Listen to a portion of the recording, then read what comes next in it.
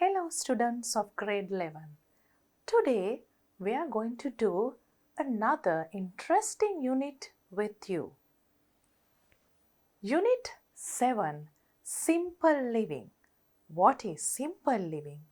Simple living කියන්නේ බොහොම සරල ජීවිතයක් ගත කරනවා කියන එක. Let's see what we are going to learn in the activities. අපි බලමු දැන් activities වල මොනවද තියෙන්නේ කියලා. We are starting with a reading, a speaking and a writing activity. Look at the following pictures. Write an instruction for each picture. Follow the example given. Instruction. දැන් පුතාලට ලියන්න තියෙනවා instructions දීලා තියෙන pictures වලට. කොහොමද අපි instruction එකක් ලියන්නේ කියලා මතකයිද? We start with a verb and you call it an imperative verb. අපි යම්කිසි instruction එකක් එහෙම නැත්නම් උපදේශක් දෙනකොට ඒක පටන් ගන්නේ verb එකකින් ක්‍රියාපදයකින් imperative verbs කියලා කරා පුතාලට මතක ඇති. Now let's see what these pictures mean. First we will look at the example given in the textbook. Don't eat junk food. For A, we have don't eat junk food. ඒ කියන්නේ සෞඛ්‍ය සම්පන්න නැති ආහාර ගන්න එපා කියන එක. අපි යමකට එපා කියනවා නම් don't කියලා පටන් ගන්න පුළුවන්. කරන්න කියනවා නම් verb එකකින් පටන් ගන්න පුළුවන්. ඒ වගේ දැන් අපිට පේනවා විදුලිය ජලය කියන සම්පත් දෙකම නාස්ති කරන අවස්ථාවක් මේ පින්තූර දෙකේ තියෙන්නේ. නිකම්ම ෆෑන් එක දාලා යනවා කවුරුත් නැති වෙලාවට. ටැප් එක ඇරලා වහන්න නැතුව ඉන්නවා. So what can we write as instructions here? We can write for this, don't waste water.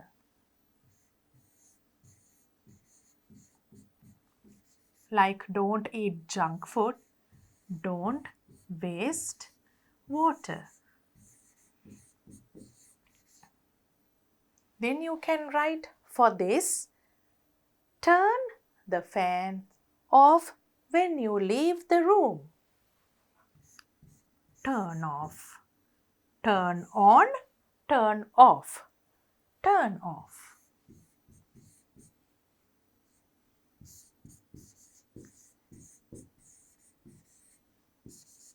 When you leave. කාමරෙන් එළියට යනකොට ෆෑන් එක නිවන්න කියන එක. For E, what can we write? This has to be something about electricity.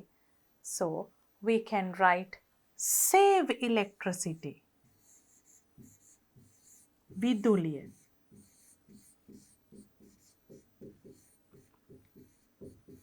විදුලිය අපි අර පරිමැස්මෙන් භාවිතා කරලා ඉතිරි කරන්න කියන එක තමයි මෙතනින් අදහස් වෙන්නේ.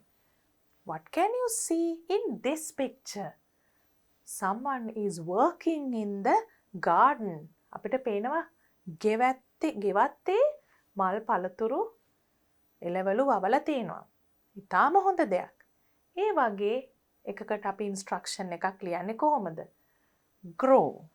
වවන්න කියන එක කියන්න පුළුවන් මේ D එකට. Grow fruits and vegetables in your garden.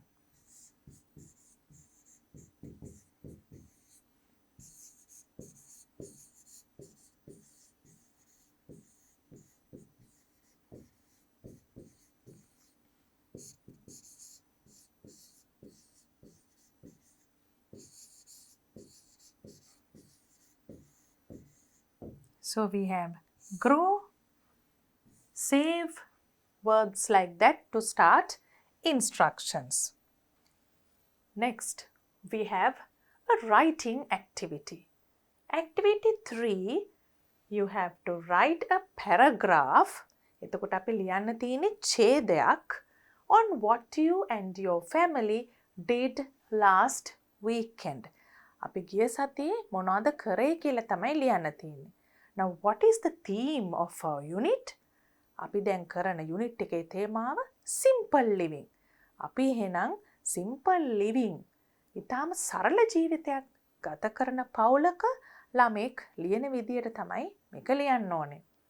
First we will write as sentences and then look at it like a paragraph. How it looks like a paragraph we'll look later, but now we will write as sentences to practice. What we did last week. My father went to work on all 5 days, but my mother, sister and I stayed at home because it was a school holiday. තාත්තා වැඩට ගියා දවස් 5ේම හැබැයි අම්මයි මමයි my mother sister මගේ සහෝදරයයි ගෙදර හිටියා මේක නිවාඩුවක් නිසා. දැන් නිවාඩු සතියේ මොනවද මේගොල්ලෝ කරේ? We cleaned our rooms. Simple living. අපිම අපේ ගෙදර පිරිසිදු කරගන්නවා. අපේ කාමර පිරිසිදු කරගන්නවා. Because rooms and cupboards. We collected the clothes and books we do not use anymore to be given away. To be given away කියන්නේ මොකක්ද? අපි පාවිච්චි කරන්නේ නැති ඒවා අපි කාට හරි පාවිච්චි කරන්න පුළුවන් කෙනෙක්ට දෙනවා. ප්‍රයෝජනෙට ගත හැකි මට්ටමේ හොඳ මට්ටමේ තියෙන දේවල් අපිට පුළුවන් තවත් කෙනෙක්ට දෙන්න. So we collected the clothes and books. අපි ඒවා එකතු කරලා අපිට මින් ඉදිරියට පාවිච්චි කරන්නත් බෑ. හැබැයි හොඳ මට්ටමේ තියෙනවා. අපි දැන් ග්‍රේඩ් එකකින් පන්තියකින් ඉහළ යනකොට යම් කිසි පොත්පත් භාවිච්චයට ගන්න නැති වෙනවා. එතකොට අපි සමහර ඇඳුම් පරණ නැහැ. හැබැයි ඒවා අපිට සයිස් එකෙන් මදි වෙනවා. ඉතින් ඒ වගේ හොඳ මට්ටමේ තියෙන තව කෙනෙක්ට ප්‍රයෝජනයට ගන්න පුළුවන් දෙයක් අපිට දෙන්න පුළුවන්. That's why this child is saying that he collected all these things and to be given away. I also got some books from my sister. ඒ කියන්නේ අක්කගෙනුත් පොත් ටිකක් හම්බ වෙලා තියෙනවා. That is also very common. You get books used by your elder brothers and sisters. We read books we borrowed from the library for the holiday. අපි අපේ පුස්තකාලයෙන් කියවන්න ගත්ත පොත් ටිකත් කියෙව්වා. Very good children. Very good pastime activity. කාලය ගත කරන්න විවේක කාලය ගත කරන්න ඉතාම හොඳ ක්‍රමයක් තමයි යොදාගෙන තියෙන්නේ. Reading books. We planted vegetable seeds in our garden. My father too helped us before he went to work. අපි එළවලු වැටත් හිටෙව්වා අපේ වත්තේ. තාත්තත් අපිට උදව් කරා. මොකක් හොඳ ළමයි. My mother made extra food such as mango jam and lime pickle from the harvest of our garden. වත්තෙන්ම එකතු කරගත්ත දේවල් වලින් අම්මා වැඩිපුර අමතර කෑම ಜಾති හැදුවා. mango jam, lime pickle. එතකොට අඹ ගහකින්, දෙහි ගහකින් ඒවා අපතේ යන්නේ නැතුව පුළුවන් වෙලාවට බෙදාගෙන අනිත් ඒවායින් අපිට අමතර කෑම ಜಾති හදලා කල් තියාගන්න පුළුවන්. ඒකත් සරල ජීවිතයක කොටසක්. හැමදේම මිලදී ගන්නෙ නෑ. If you can, you try to make this kind of extra food at home. During the weekend, we joined our parents when they went to buy food for the week. Joined our parents. So during the weekend, the parents had gone to the market to buy food for the week. සතියකට පිළිවෙලට ඊටම ක්‍රමානුකූලව බඩු ගන්න ගිහිල්ලා තියෙනවා අම්මයි තාත්තයි. එතකොට ළමයිනුත් ගිහිල්ලා තියෙනවා ඒකට උදව් වෙන්න. We also went cycling with our friends. එතකොට cycling ගියා යාළුවොත් එක්ක. ඒකත් පරිසරයට හානිදායකත් නෑ, මිලක් වැය වෙන්නෙත් නෑ. ඊටාම හොඳ විදිහක් අපි විවේක කාලය ගත කරන්න. And we get good exercise too when we go cycling. Now we just wrote these as sentences, but the activity says you have to write a paragraph. Therefore, it has to finally look like this. So when you write a paragraph, you write like this. Next you have activity 4. Again, we have Rashmika, Anuradha, some children, 2 children having a conversation. What is it about? While reading, we have to understand what it is and also focus on what is given in red. Rashmika says, "Here, I've got a bunch of grapes to share with you." මෙයා අරගෙන ඇවිල්ලා තිනවා මිදි ටිකක්, මිදි වල්ලක් share with you. Very good. When you get something, you share with your friends. බෙදා හදා ගන්නවා. Then Anuradha is thanking. Rashmika says, "You seem worried." ඔයා පොඩ්ඩක් දුකින් වගේ ඉන්නේ. Is anything wrong? මොකද්ද මේ is anything wrong කියන්නේ? අපි සාමාන්‍ය wrong කියන වචනෙන් අදහස් කරන්නේ වැරදි කියන එක. හැබැයි කතා කරනකොට is anything wrong කියන එකෙන් මොකක්ද අදහස් කරන්නේ? මොකක් හරි ප්‍රශ්නයක්ද? Then Anuradha says, "You know, it's not always good to be the youngest in a family." එහෙම සමහර වෙලාවට අපි දුවල පුතාලා පොඩි චෝදනාවක් කම්ප්ලේන් කරනවා. youngest වුණාම හොඳ නෑ. පවුලේ බාලයා වුණාම හොඳ නෑ. මොකද මේ කියන්නේ? Rashmika is asking, why is that? Anuradha says, because I always get hand-me-downs and what my brother has used. Hand-me-downs. පාවිච්චි කරලා ඊට පස්සේ මට ලැබෙනේව තමයි මට තියෙන්නේ. All what my brother has used. මගේ අයියා පාවිච්චි කරපු දේවල් තමයි මට හම්බ වෙන්නේ. Then Rashmika says, he's a good friend. He's not agreeing with his friend here, but he says, so what's wrong with that? ඒකේ මොකද්ද තියෙන්නේ? වැරද්ද. හොඳ යාළුවෙක් කියලා දෙන්න හදනවා යාළුවට එයා කියපු දෙයට එකඟ වෙන්නේ නැතුව මොකක්ද ඒකේ තියෙන වැරද්ද? අයියා පාවිච්චි කරපු දේ ලැබුණම. Then Anuradha says, I don't get anything new. මට මොකුත් අලුතෙන් හම්බ වෙන්නේ. Rashmika says, don't say that, Anuradha. Our parents always try to give us the best. Give us the best. අපේ දෙමව්පියෝ හැමතිස්සෙම උත්සාහ කරන්නේ අපිට හොඳම දේ දෙන්න කියලා ඒ යාළුවා කියනවා. Anuradha says, yes, it's true for my brother. අයියා සම්බන්ධයෙන් නම් ඒක හරි. But not for me.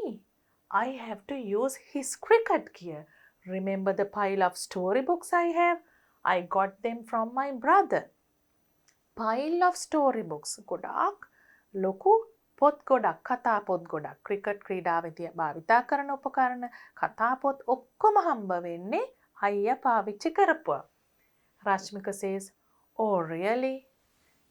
එහෙමද? Oh really? But your collection of books is the best among ours. Best among ours. ඒ උනාට ඔයාට අයියා පාවිච්චි කරන ඒවා තමයි ලැබුණේ උනාට ඒ තරම් හොඳ කලෙක්ෂන් එකක් අපි කවුරුවත් අතර නැහැ. ඒ තරම් හොඳ එකතුවක් අපි කවුරුවත් අතර නැහැ. Then Anuradha says, but they were passed down to me after my brother used them. ආයිමත් Anuradha කියනවා ඒවා ඒ උනාට මට ලැබුණේ අයියා පාවිච්චි කරාට පස්සේ. දැන් එයා සතුටු වෙන්නේ නැහැ. එයාට මේ අනිත් අයටත් වඩා හොඳ collection of books එහෙම නැත්නම් පොත් එකතුවක් තියෙනවා කියලා. එයා කල්පනා කරන්නෙම මට හම්බුනේ අයියා පාවිච්චි කරපු එකමනේ. අන්න ඒකයි. But this Rashmika, the friend called Rashmika, is a really good friend and he is trying to change the way his friend thinks. And he says, come on my friend. හරිම සැහැල්ලුවෙන් කියනවා ඕක ගණන් ගන්න එපා. මෙන්න මෙහෙම හිතන්නකෝ කියලා යාළුවාට කියනවා. Don't worry. දුක් වෙන්න එපා. Even I use my brother's box of mathematical instruments and his old school bag. මමත් පාවිච්චි කරන්නේ මගේ අයියාගේ කවකටු පෙට්ටියයි ස්කූල් බෑග් එකයි. Then Anuradha says, "No, Rashmika, I don't like it. I'm so upset." මම නම් ඒකට ආසම නැහැ. Rashmika says, "Hey, be cool." Again, a good friend who's trying to calm down the friend. යාළුවා බොහොම හිතේ අමාරුවෙන් ඉන්න එක අඩු කරන්න කියනවා. "Hey, be cool. වැඩි ගණන් ගන්න එපා. සැහැල්ලුවෙන් හිතන්න." කියන අදහස අපි බොහොම සාමාන්‍ය විදියට කතා බහ කරනකොට කියන විදිහක්. "Come, I'll show you an interesting article." එතකොට අවධානය වෙන පැත්තකට යන්නවනේ. යාළුවා කියනවා, "I'll show you an interesting article." මම බොහොම ආස හිතන interesting ලිපියක් පෙන්වන්නම්. ඕක ගණන් ගන්න එපා. So we see here the speaking phrases as usual, the kind of phrases we use when we speak, and also another set of phrases given in red. Pile of storybooks, collection of books, box of mathematical instruments, and from the previous page we have bunch of grapes. We are going to do more about them in the coming activities. Here we go. We have activity 5, a vocabulary activity.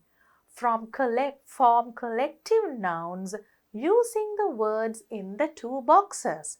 මේ boxes දෙකේ තියෙන වචන වලින් අපි collective nouns හදන්න ඕනේ.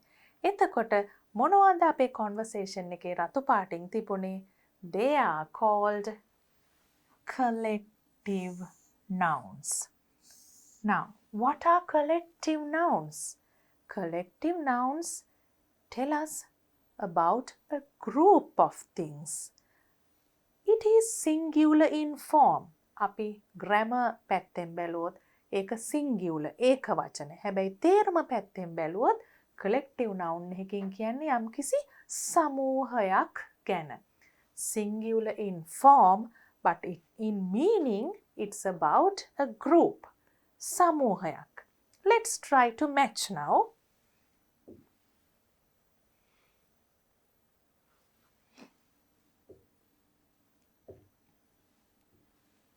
We have bunch, flock, herd, team, swarm, pack, pile, boat, bundle. දැන් දුවල පුතාලා මේක මැච් කරන්නත් ඕනේ. ඊට පස්සේ එකතු කරලා ලිව්වම කියවන්නත් ඕනේ. bunch අපි ලේසි එකකින් පටන් ගමු. අපි දැක්ක bunch of grapes කියලා අපේ conversation එකේ. මෙතනින් අපිට ගන්න පුළුවන් bunch of flowers.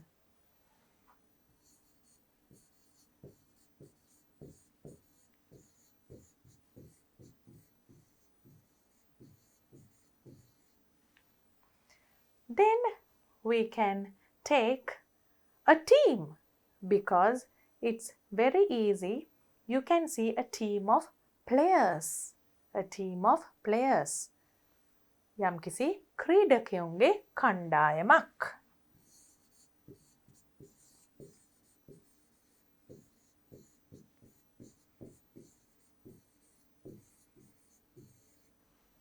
Then a swarm, we say a swarm of bees. Mimesu. A swarm of bees. Then we can say, use the word pack. A pack of wolves.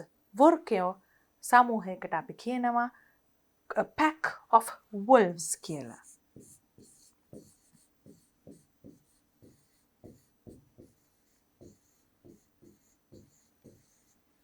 Then you have birds. ඒකට අපිට දාන්න පුළුවන් a flock of birds කියලා. කොරොල්ල සමූහයකට රංචුවකට flock.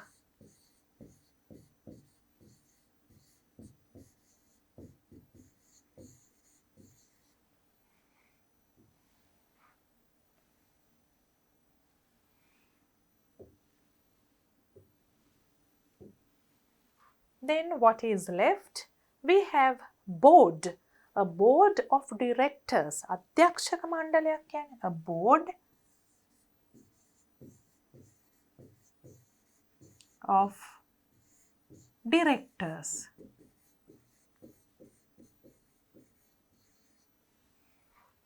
Then we have pile. We can say a pile of newspapers. පත්තර ගොඩක් ගොඩ ගහලා තියෙන තැනකට කියන්න පුළුවන් a pile of.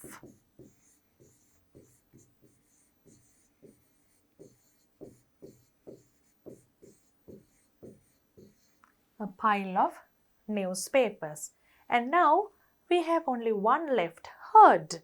A herd of elephants. අලිරංචුවකට කියනවා a herd of elephants.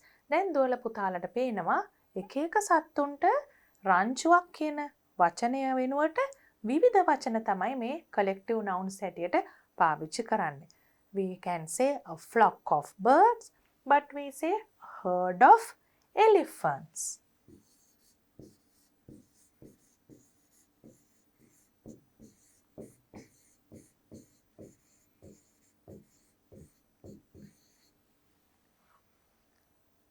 Then we will move on to the next activity and see.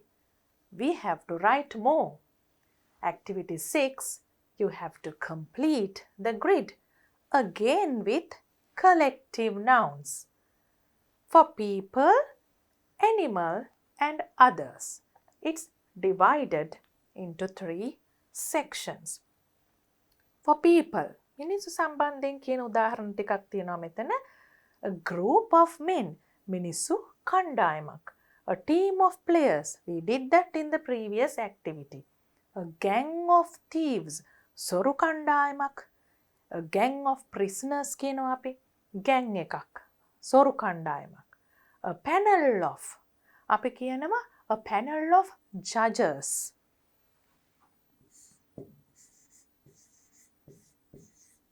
තරංගයක අපිට ඉන්න පුළුවන් a panel of judges.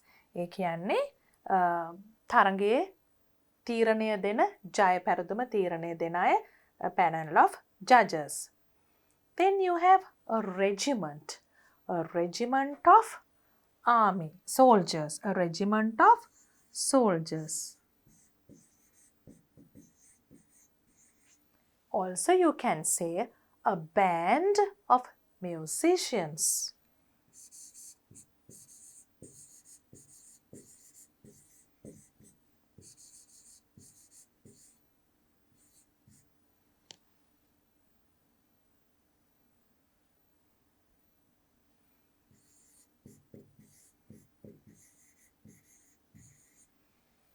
Then for animals, let's look at a few examples. A flock of birds, we did in the previous activity. A hive of bees. Can you remember another one? We did a swarm of bees. Then a pack of wolves. A herd of elephants, cows.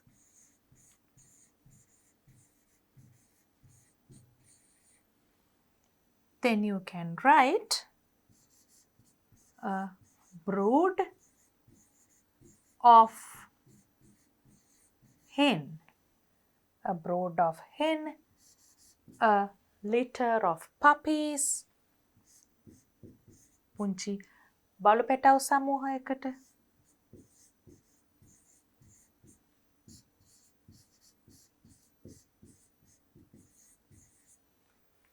Now we will look at the third column. So it's not animals or people.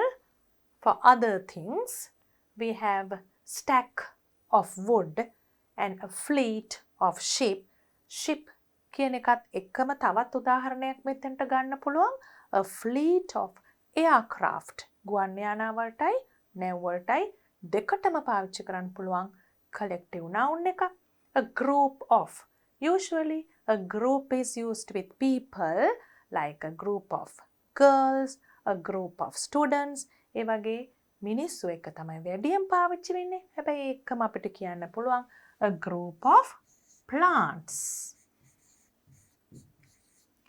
A bunch, we can say a bunch of flowers.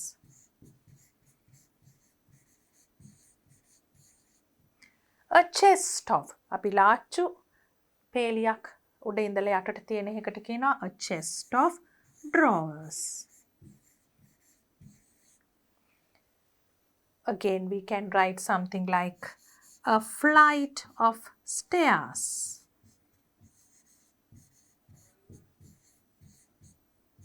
Stairs පඩිපේලියක්. So you can write more examples like this under these columns: people, animal, and others. Activity 7 is asking you to fill in the blanks again with collective nouns.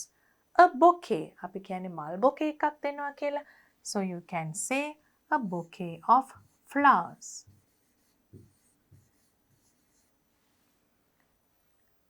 Then the second one is a sheaf. So you can write a sheaf of corn or wheat. බඩිරිඟු තිරිඟු වගේ ධාන්‍ය එකතු කරපු මිටියක් වගේ අදහසක්. The band of musicians. සංගීත කණ්ඩායමක්.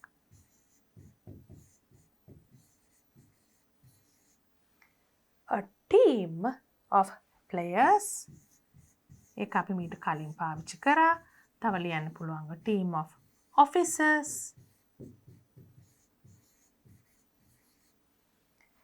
A string of bulbs. Bulb වැලකට කියන්න පුළුවන්. A string of bulbs. Now here you have plural. එතකොට bouquets අපි දන්නවා collective noun එකක් singular. හැබැයි ඒකේ plural කරනවා නම් බහුවචන කරනවා නම් අපි ඒකේ collective noun එක බහුවචන කරනවා. 3 bouquets of flowers.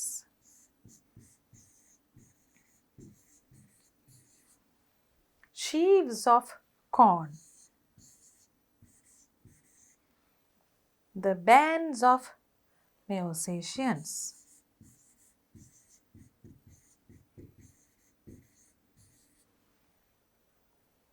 Now you have a reading activity. Activity 8 is to read and answer. Before we read, when you look at the picture, you can guess what we are going to read. අපි දන්නවා අපේ පින්තූරේ ඉන්නේ ශ්‍රේෂ්ඨ පුද්ගලෙක් මහත්මා ගාන්ධි. එහෙනම් මේ reading comprehension passage එක මොන වගේ අදහසක් තියෙන දෙයක්ද කියලා අපිට හිතන්න පුළුවන්. මොන වගේ අදහසක් ඉදිරිපත් කරන ලිපියක්ද කියලා.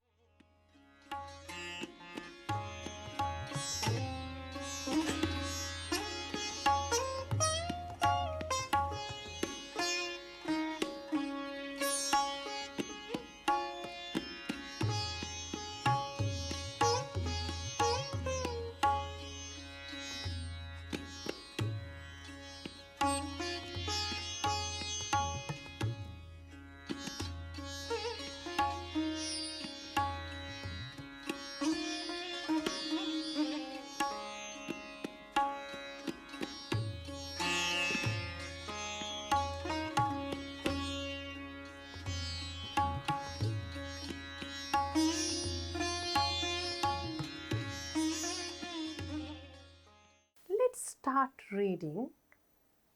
Given below is the article shown to Anuradha by Rashmika.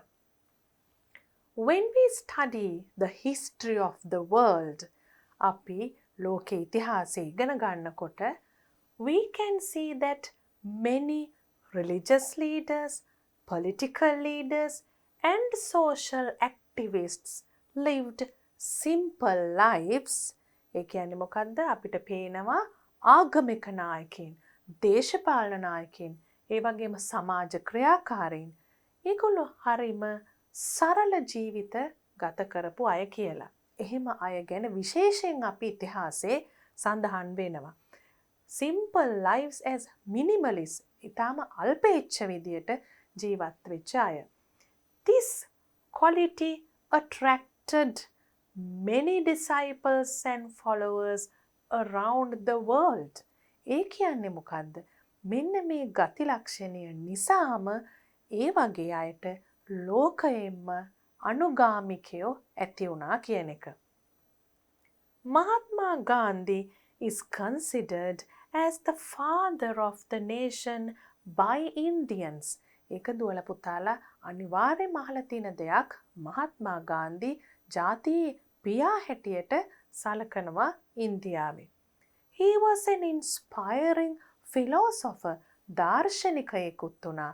ඊටාම අනිත් අයව ප්‍රබෝධමත් ලෙස උනන්දු කරවිය හැකි දාර්ශනිකයෙක් වුණා මහත්මා Gandhi and a leader who led a simple life. නායකයෙක් සරල ජීවිතයක් ගත කරපු. Gandhi was actually born into an affluent family. දැන් ගාන්ධිතුමා සරල ජීවිතයක් ගත කරාට පුංචි කාලේ බොහොම සැපවත් ජීවිතයක් ගත කරපු කෙනෙක්. ඇයි? He was born into an affluent family. ඊටාම ධනවත් සමෘද්ධිමත් පවුලක තමයි ගාන්ධිතුමා උපත ලැබුවේ. And had a very privileged upbringing. ඊටාම වරප්‍රසාදිත ආකාරයකට තමයි කුඩා කාලයේ ගත වුණේ ගාන්ධිතුමාගේ. ගාන්ධිතුමාව හදා වඩා ගත්තේ බොහොම වරප්‍රසාද සහිත සමෘද්ධිමත් පවුලක. එතුමා අයිති වුණේ එවැනි පවුලකට. Gandhi accumulated little. ඒ කියන්නේ මොකද්ද? accumulate කියන්නේ එකතු කරනවා කියන එක. accumulated a little. බොහොම ටිකයි දේවල් එකතු කරේ. සාමාන්‍යයෙන් මිනිස්සු කරන්නේ හුඟක් දේවල් ගොඩ ගහ ගන්න එක. හැබැයි ගාන්ධිතුමා ඉතාම ටිකයි දේවල් එකතු කරේ. ate the amount he needed to eat. හුඟක්ම හොඳ සරල ජීවිතයක ලක්ෂණයක් තමන්ට අවශ්‍ය ප්‍රමාණය විතරයි කන්නේ. දැන් පුතාලා කල්පනා කරලා බලන්න අපි අවට ඉන්න අය මේ වගේද නැද්ද? කවුද ඒ විදිහේ ජීවිත ගත කරන්නේ? කවුද නැත්තේ? Dressed simply. තාම සරල විදියට තමයි ඇඳුම් ඇන්දෙත්. And led a simple stress-free life. ඒ කියන්නේ කිසිම අසහනයක් නැතුව. ඇයි? කන්නේ ඕන ප්‍රමාණය විතරයි. අඳින්නේ සරලව. එකතු කරන්නේ accumulate කරන්නේ අනවශ්‍ය දේවල්. stress-free life. කිසිම අසහනයක් නැහැ. He was a man who believed in being non-possessive and didn't even own a house. Non-possessive. Possessive කියන්නේ අයිතිය. ගාන්ධිතුමා විශ්වාස කරා non-possessive කියන concept එක. අපි කිසි දෙයක් විශේෂයෙන් අයිති කරගත යුතු නැහැ. ඇයි? අයිති කරගත්තොත් ඒකට බැඳීමක් ඇති වෙනවා. ඒක රැක ගන්න උත්සාහ කරනවා. දේවල් කලබලකාරී විදියට ජීවත් වෙන්න සිදු වෙනවා. ඒ නිසා මේ non-possessive කියන අදහස කියන්නයි මම ඒක පුතාලට පැහැදිලි කරේ. අයිතියක් දෙයක් ගැන ලබා ගන්න නැතුව ඉන්න නිසා ඒකට කරන තියෙන හොඳම උදාහරණය තමයි ගයක්වත් තමුන්ට කියලා තිබුණේ. When Gandhi died, he had less than 10 personal possessions. Less than 10කටත් වඩා අඩුයි තමුන් පෞද්ගලිකව පාවිච්චි කරපු දේවල් ගාන්ධිතුමා මේ යන විට. Including මොනවද ඒකට ඇතුළත් වුණේ? A watch, a pair of spectacles, a pair of sandals and his eating bowl. තමුන්ම පාවිච්චි කරපු තමුන්ගේ කණ්ණාඩි දෙක, පාවහන් යුගල, ඒකම ඔරලෝසුව වගේ තාම සරල සීමිත දේවල් ටිකක් පමණයි ගාන්ධිතුමා ළඟ ඉතුරු වෙලා තිබුණේ. Although some considered him to have died a pauper. සමහරු සැලකුවේ එතුමා ඊටාම දුප්පත් කෙනෙක් විදියට මියදුනා කියලා. ඒ කවුද? අර තමුන් ළඟ තිබුණ දේවල් වලින් තමයි ඒගොල්ලෝ මැන්නේ ගාන්ධිතුමාගේ පොහොසත් බව. ඒගොල්ලෝ හිතුවා ගාන්ධිතුමා මිය ගියේ pauper කෙනෙක්, මෙමෙතයි තා දුප්පත් කෙනෙක් විදියට කියලා. He influenced the lives of many. හැබැයි එතුමා ගාක් මිනිසු ප්‍රමාණයකගේ ජීවිතවලට හොඳ බලපෑමක් ඇති කරා. Influenced the life of many. even today, his way of life continues to inspire, continues to. අදටත් ගාන්ධිතුමාගේ ජීවන රටාව, way of life ජීවත් වුණ විදිහ inspire many others around the world. අනිත් අය ඒ විදියට ජීවත් වෙන්න ඉතාම උත්සාහ කරනවා වගේම ඒ ගැන ඉතාම ප්‍රබෝධමත් විදියට හිතනවා. inspire many others. ඒ වගේ ජීවන රටාවක් සකසා ගන්නේ කොහොමද කියලා හිතනවා, අවධානය යොමු කරනවා. However, දැන් අපි දන්නවා however කියලා අපි දාන්නේ ඒ දීලා තිබුණට වඩා පොඩ්ඩක් වෙනස් දෙයක් කියනකොට at present මේ දැන් කාලේ it is believed to be difficult to minimize the living conditions. Believed to be difficult to minimize the living conditions. ඒ කියන්නේ අපි ජීවන තත්ත්ව අඩු කරන්න, ජීවත් වෙන ආකාරය සරල කරන්න, මිනිමයිස් කරන්න, දේවල් අඩු කරන්න හරිම අමාරුයි කියන විශ්වාසයක් තියෙනවා. To such an extent, ඒ තරමටම. මොකද්ද to such an extent කියන්නේ? යම් කිසි ප්‍රමාණයකට සරල කිරීමක් නෙමෙයි. මහත්මා ගාන්ධිතුමා ගත කරපු ඉතාම අල්පේච්ඡ තත්වයටම ජීවන තත්වය සරල කරන්න. To such an extent, ඒ තරමටම අඩු කරන්න නම් ගොඩක් අමාරුයි කියලා මේ වෙනකොට විශ්වාසයක් තියෙනවා.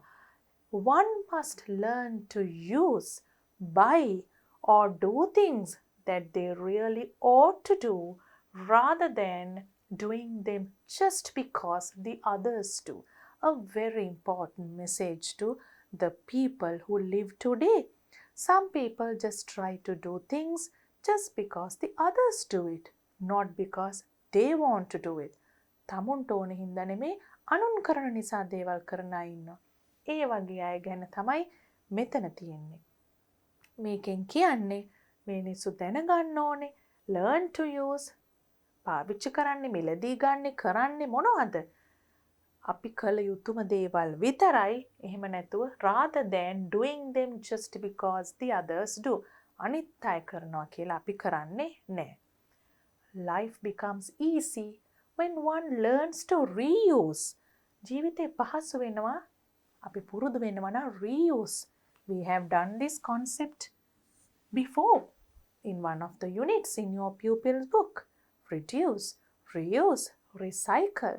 Now here also we have two of them. Reuse, නැවත පාවිච්චි කිරීම, recycle, ප්‍රතිචක්‍රීකරණය කියන අදහසෙන් අපි එදා පරිසරය ගැන කියනකොට කරේ. මෙතනත් අපි එකම දේ නැවත නැවතත් විවිධාකාරයෙන් පාවිච්චි කිරීම. Give things away. තමුන්ට පුළුවන් නම් අනිත් අයට දෙන්න.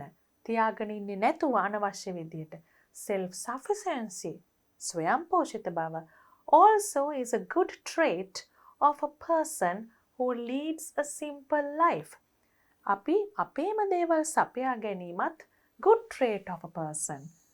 සරල ජීවිතයක් ගත කරන කෙනෙක්ගේ හොඳ ගති ලක්ෂණයක්. If one can manage his own work, කෙනෙක්ට පුළුවන් නම් තමුන්ගේම වැඩ තමුන්ටම කළමනාකරණය කරගන්න, such as, උදාහරණ දීලා තිනවා such as කියන එකට පස්සේ මොන වගේ දේවල්ද? Painting one's room. Possible. You can paint your own room. You don't have to pay a person from outside and get him to paint your room. Cleaning the garden or mending a shoe. Cleaning the garden is also possible. කරන්න පුළුවන් දේවල්. Mending a shoe.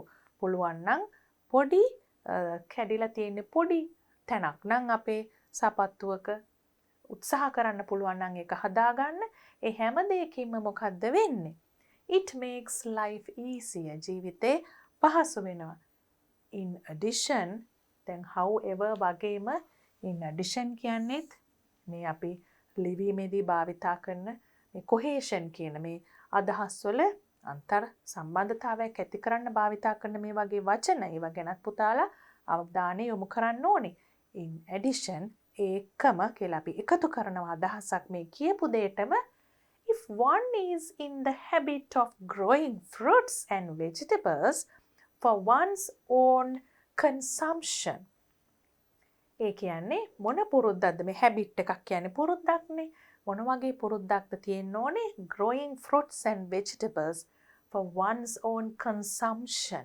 Consumption කියන්නේ පරිභෝජනය. අපිට පරිභෝජනය කරන්න අවශ්‍ය fruits and vegetables අපිම වවා ගන්නවා නම් that person saves a lot of money for a worthy cause. Worthy cause එකක් කියන්නේ මොකද්ද? ඉතාම වටිනා හේතුවක් වෙනුවෙන් තමයි එහෙම කෙනෙක් කියන්නේ saves a lot of money මුදල් ගොඩාක් ඉතුරු කරගන්නේ. A person who leads a simple life is stress free and has the opportunity to live a life that is inspired or inspiring. එහෙම අයට අවස්ථාවක් තියෙනවා මොන වගේ ජීවිතයක් ගත කරන්නද? තව කෙනෙක්ව ඉන්ස්පයර් කරන්නත් පුළුවන්. අනිත් අය තමුන්ගෙන් ඉන්ස්පයර් වෙන්නත් පුළුවන්. අන්න ඒක තමයි මේ simple life කියන එකට දීලා තියෙන වටිනාකම. Now the activities state whether the following are true or false according to the text. Then මතකයිද බලමු පුතාලට අපි කියවපු කතා කරපු දේවල්. Minimalist live a simple life. Very true. Minimal කියන වචනයෙන්ම අපිට පේනවා. අල්පේච්ඡ ජීවිත ගත කරන අයගේ කොහොමත් ජීවිතේ ඉතාම සරලයි. It's true. Mahatma Gandhi was born into a poor family. No, you remember we used the word affluent. Mahatma Gandhi was born to an affluent family. So, this is false. Then you have Gandhi had only 10 things of his own when he died. ගාන්ධිතුමා මිය යන විට දේවල් 10ක් තිබුණා කියනවා. Can you remember we read in the article that he had less than 10 things.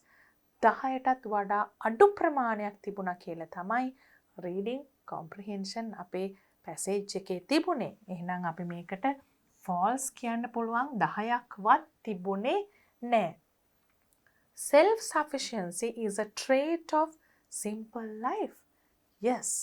අපි සරල ජීවිතයක් ගත කරනවා නම් අපේ දේවල් අපිම සපයා ගන්න ඕනේ. Self sufficiency. So this is true. Find similar words or phrases from the text for the following. Then පුතාලට මේ වචනවලට similar words phrases සමාන ඒවා text එකෙන් හොයන්න ඕනේ.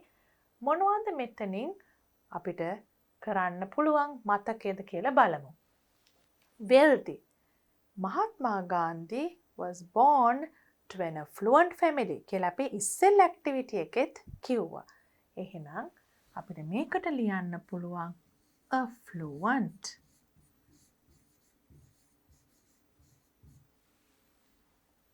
Then can you remember it was about collecting things, accumulating things. Mahatma Gandhi never wanted to accumulate things. එකතු කරන්න කැමති වුණේ නැහැ කිව්වේ. අන්න ඒක තමයි මෙතන collected කියන අදහසට අපිට සමාන අදහසක් විදියට ලියන්න පුළුවන්. Accumulated. Gains කියන්නේ ලබා ගන්නවා කියන එක. There we read about in the article how these people, political religious leaders, attracted disciples and followers. අනුගාමිකයෝ එකතු කරගත්තේ, ලබාගත්තේ, ජයගත්තේ කොහොමද කියන එක අපි කියුවා first paragraph එකේ. එතන අපිට ලියන්න පුළුවන් attracts කියන එක මේ අවස්ථාවට ගැලපෙන්න. You can look at the paragraph quickly. Here you have this quality attracted many disciples. ලබා ගන්න උදව් කරා, ආකර්ෂණය කරගන්න උදව් කරා කියන එක. Find opposites මෙතන මොනවද? Similar word. සමාන මෙතන විරුද්ධ. For the following. Easy. ඒක අපිට ලේසියෙන්ම ලියන්න පුළුවන් වචනයක්. Difficult. අමාරුයි කියන එකට. Complex කියන්නේ simple කියන එකේ අනිත් පැත්ත. So, the opposite of complex is simple. Simple life, complex life. Maximize. Maximize කියන්නේ වැඩි කරනවා. එහෙනම් අපිට මතකයි අපි මෙතන simple life ගැන කියනකොට කතා කරේ minimize කියන එක. Minimize. Opposite.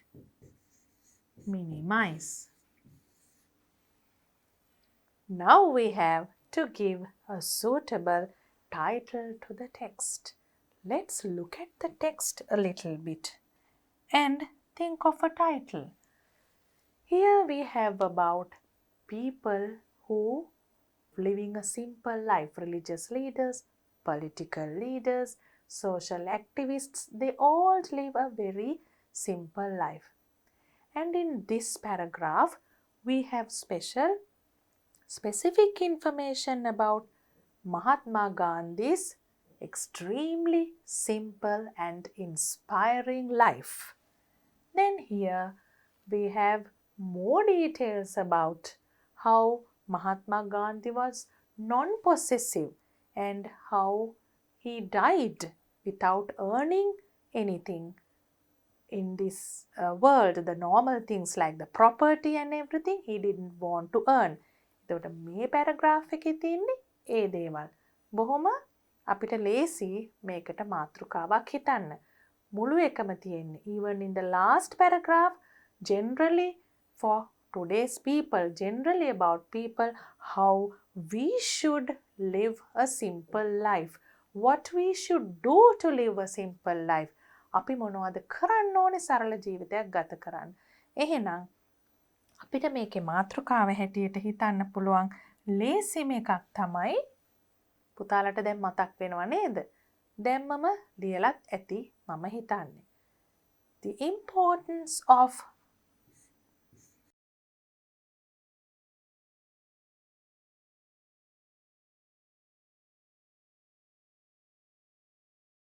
මෙතන අපි ටයිටල් එකක් නිසා capitals වලින් ලියමු. The importance of living. The importance of living a simple life. Or else we can write another more creative topic. සමහර දුවල පුතාලා දක්ෂයි නේද බොහොම ලස්සන කෙටි මාතෘකා දාන්න. දැන් මේකෙන් හොඳ අදහසක් එනවා. හැබැයි ඔයගොල්ලෝ හිතලා බලන්න තව ටිකක් ඒක ලස්සන කරන්න පුළුවන්ද කියලා. මේ වගේ මාතෘකාවක් කැමතිද පුතාලා? Beauty of simplicity.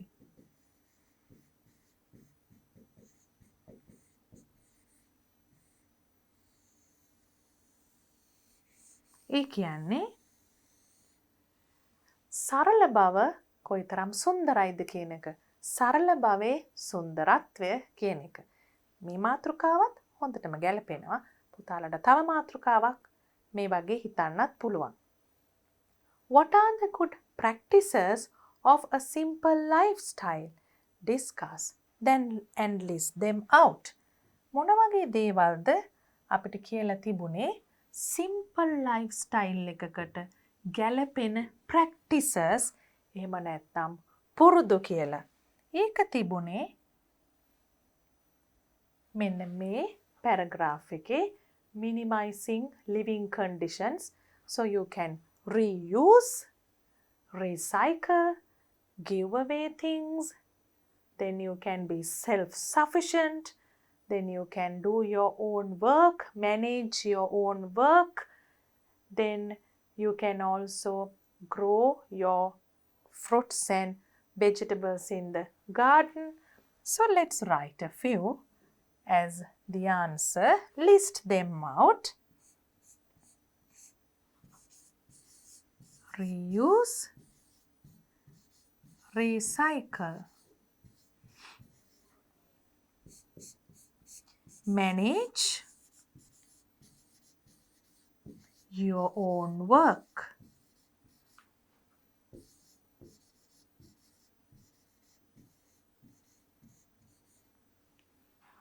Grow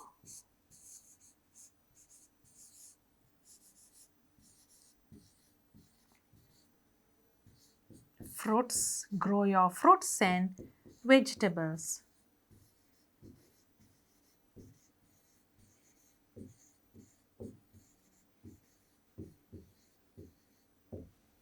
So you can write a few more like this.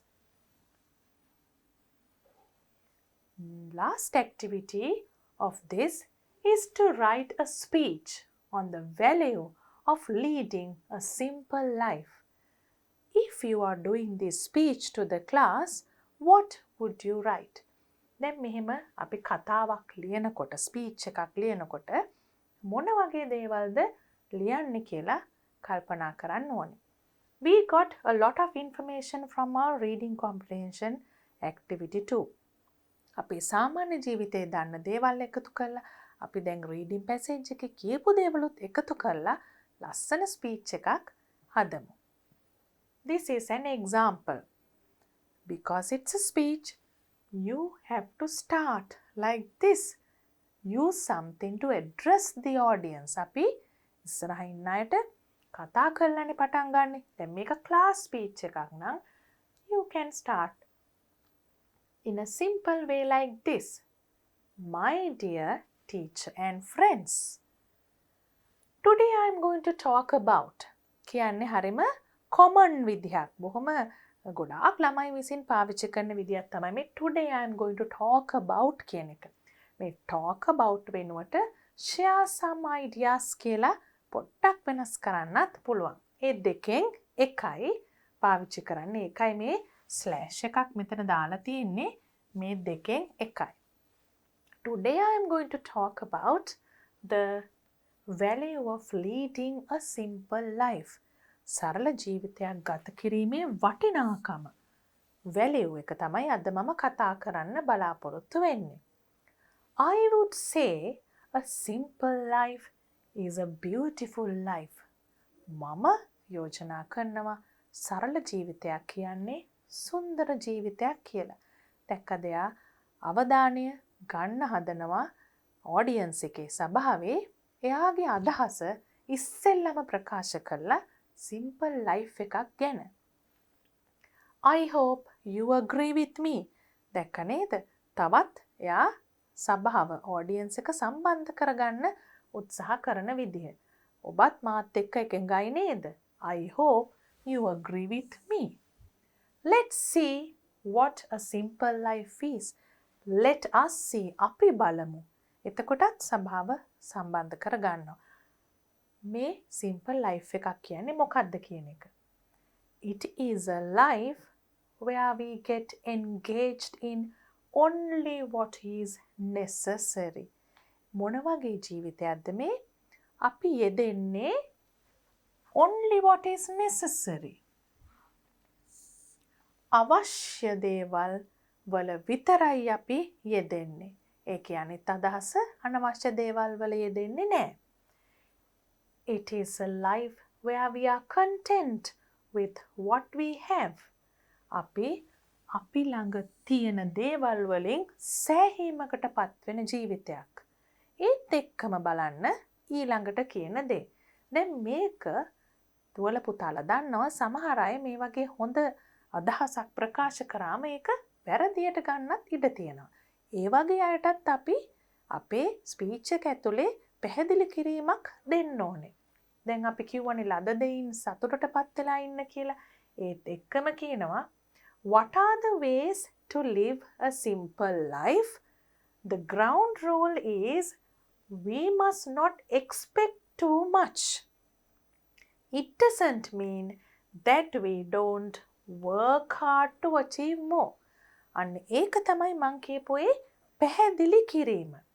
ඒ කියන්නේ ලද දෙයින් සතුටු වුණාට අපි හොඳින් මහන්සි වෙලා වැඩ කරන්න ඕනේ කියන එක. What are the ways to live a simple life කියන ප්‍රශ්නය අහලා ප්‍රශ්නයක් ඇහිම තුළනොත් අපි audience එක සම්බන්ධ කර ගන්නවා. The ground rule is මේක නිකන් හරියට අපි නීතියක් වගේ සලකන්න ඕනේ. මොකද්ද? We must not expect too much. අපි වැඩිපුර බලාපොරොත්තු වෙන්න හොඳ නෑ. හැබැයි ඒකෙන් කියන්නේ නෑ not expect too much වගේම it doesn't mean ඒකෙන් කියන්නේ නැහැ that we don't work hard to achieve more. අපි වැඩියෙන් දේවල් achieve කරගන්න, ළඟා කරගන්න work hard මහන්සි වෙලා වැඩ කරන්න ඕනේ නෑ කියන එක නෙමෙයි ඒකේ අදහස කියලාත් කියනවා. There is no doubt we should. කිසිම සැකයක් නෑ. No doubt we should. කිසිම සැකයක් නෑ අපි මහන්සි විය යුතුයි කියන අදහස ගැන කිසිම සැකයක් නෑ. But we have to first identify our priorities. Identify our priorities කියන්නේ අපි හඳුනා ගන්න ඕනේ අපිට වඩාත් වැදගත් වෙන්නේ මොනවද කියලා. And focus on them. අවධානය යොමු කරන්න ඕනේ අන්න ඒවා සම්බන්ධයෙන් වඩා වැදගත් දේවල් වලින්. Eliminate the less important things which might just complicate your lives. Eliminate. අයින් කරලා දාන්න. මොනවද? Less important things. වටිනාකමින් අඩු දේවල්. මොනවද ඒවා කරන්නේ? Complicate your life. නිකන් ඔයාගේ තියෙන සරල ජීවිතය බොහොම කලබලකාරී, කරදර සහිත, බොහොම වැඩ අධික ජීවිතයක් බවට පත් කරන්න පුළුවන් මේ වටිනාකමින් අඩු දේවල් වලට යොමු වුණාම. Then you will have enough time to relax, create things and even help others. ඒ වගේ දේවල් eliminate අයින් කරාම මොනවටද අපිට වෙලාව ඉතුරු වෙන්නේ? Enough time to relax.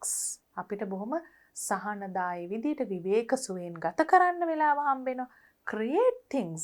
එහෙම නිදහසේ ඉන්නකොට අපේ නිර්මාණශීලීත්වය වැඩි වෙනවා. Creativity. We improve our creativity.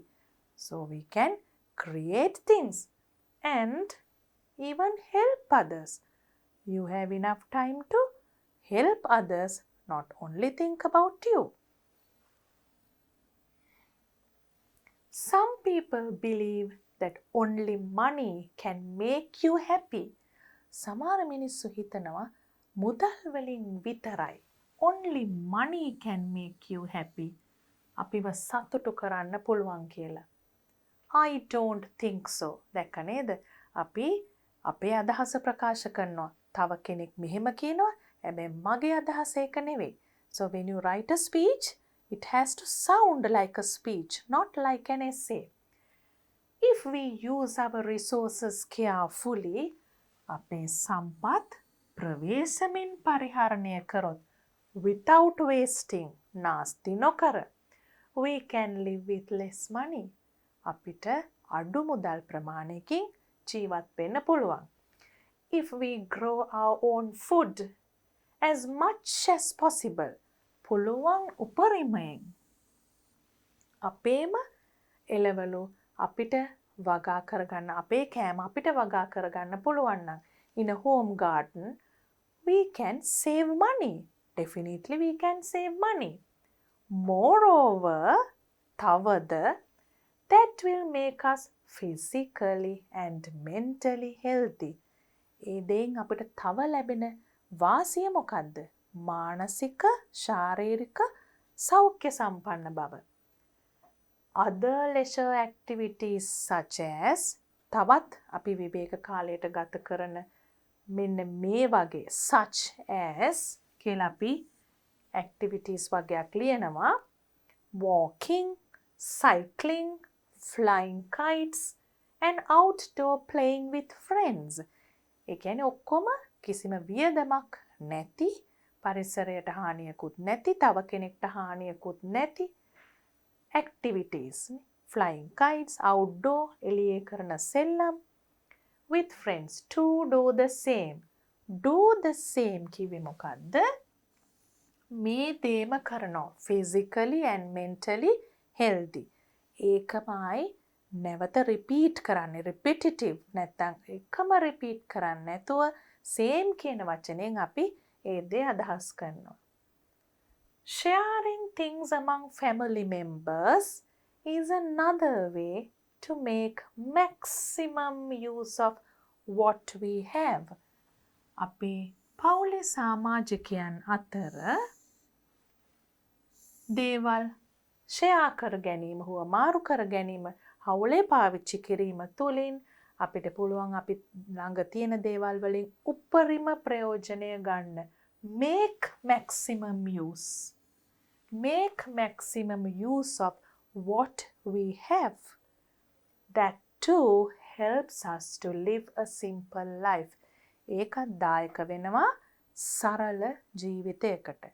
තියෙන දේන් උපරිම ප්‍රයෝජනය ගැනීම සරල ජීවිතයකට උදව් කරනවා. Finally, දැන් අපි කතාවේ අවසානයට ඇවිල්ලා ඉන්නේ. මොකද්ද conclusion එක කරෙන්න ඕනේ? Even in an essay or a speech, the conclusion is also as important as the introduction. හැඳින්වීම වගේම අවසානයත් වැදගත්.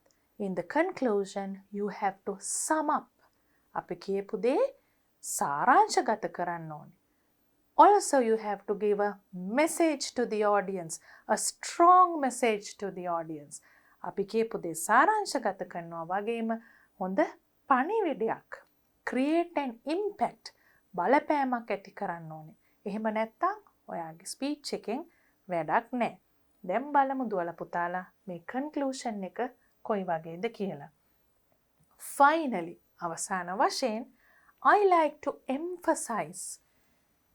Emphasize කියන්නේ බර කරලා අපි කියනවා වඩාත් අවධානය යොමු කරලා කියනවා that living close to nature සබාදහමට කිට්ටුවෙන් ජීවත් වීම and having minimum desires ආශාවන් බොහොම අඩුවෙන් තියා ගැනීම මේ දෙක දැක්ක නේද මේ කියපු දේවල් අපි සාරාංශගත කරා කොටස් දෙකකට අපේ conclusion එකේ are the most important things needed for a simple life සරල ජීවිතයකට අවශ්‍ය වඩාත්ම වැදගත් දේවල් දෙක තමයි මෙන්න මේ දෙක living close to nature and having minimum desires.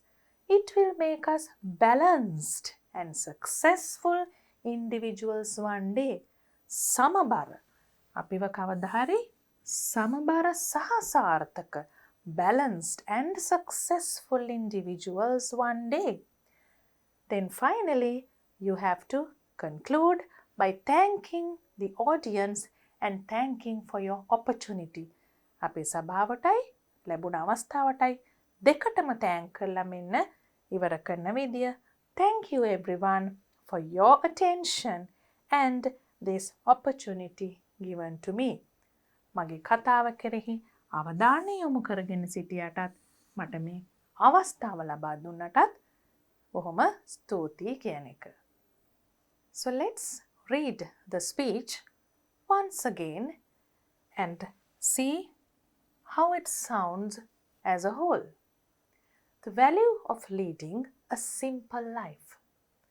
My dear teacher and friends, today I'm going to share some ideas about the value of leading a simple life. I would say a simple life is a beautiful life. I hope you agree with me. Let's see what a simple life is. It is a life where we get engaged in only what is necessary. It is a life where we are content with what we have. What are the ways to live a simple life? The ground rule is we must not expect too much. It doesn't mean that we don't work hard to achieve more. There is no doubt we should. But we have to first identify our priorities and focus on them.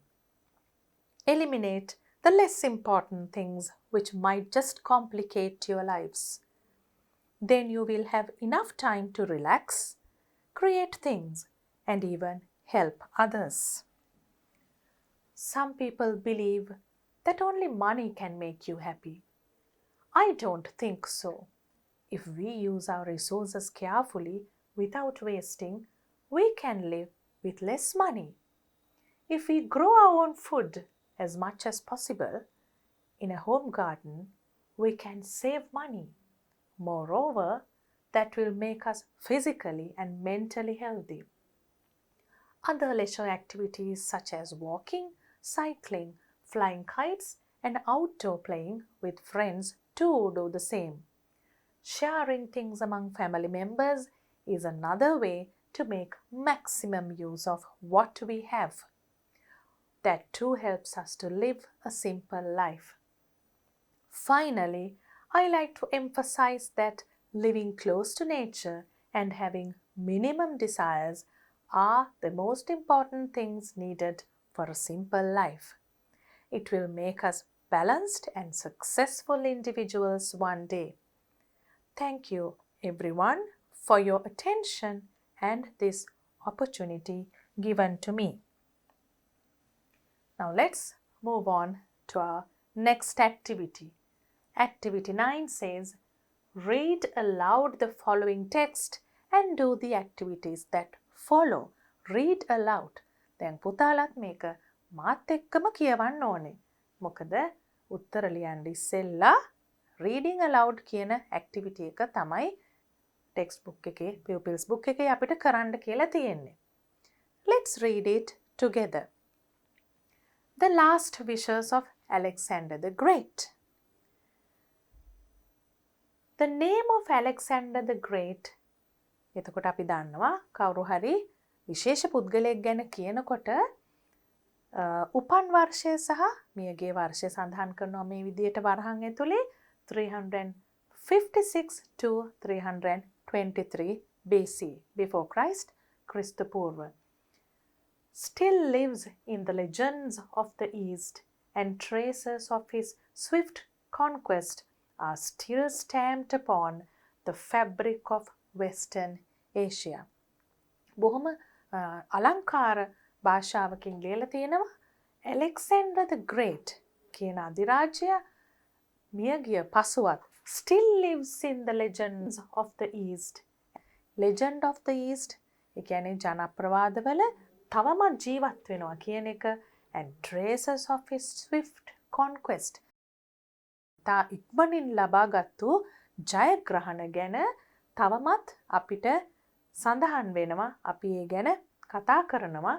ඒක තවමත් තියෙනවා කියන එක. Still stamped upon the fabric of Western Asia. බටහිර ආසියාවේ ඉතිහාසයේ පුරා ඉතාම ලස්සනට මේවා ලියවිලා තියෙන නිසා අපි ඒ ගැන තවමත් කතා කරනවා. His name is famous as a conqueror and as the king of Macedonia. Famous කියන්නේ ජනප්‍රියයි කියන එක. Alexander the Great was born in the Pella region of Macedonia on July 20th, 356 BC to King Philip II of Macedon and Queen Olympia.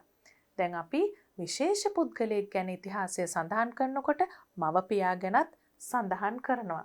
එතකොට කොන්කරර් කෙනෙක් කියලා තියෙනවා. ඊටම ජයග්‍රහයි විලාසයෙන් ජීවත් වුණ රජ කෙනෙක්. ජයග්‍රහණ ලැබපු කෙනෙක් රට රටවල් අල්ලාගෙන. එතකොට දෙමෝපියන් තමයි parents King Philip II and Queen Olympia.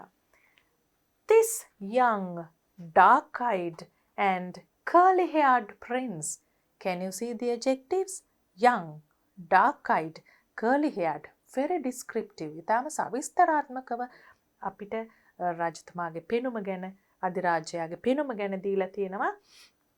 බොහොම dark, තද පැහැති ඇස්.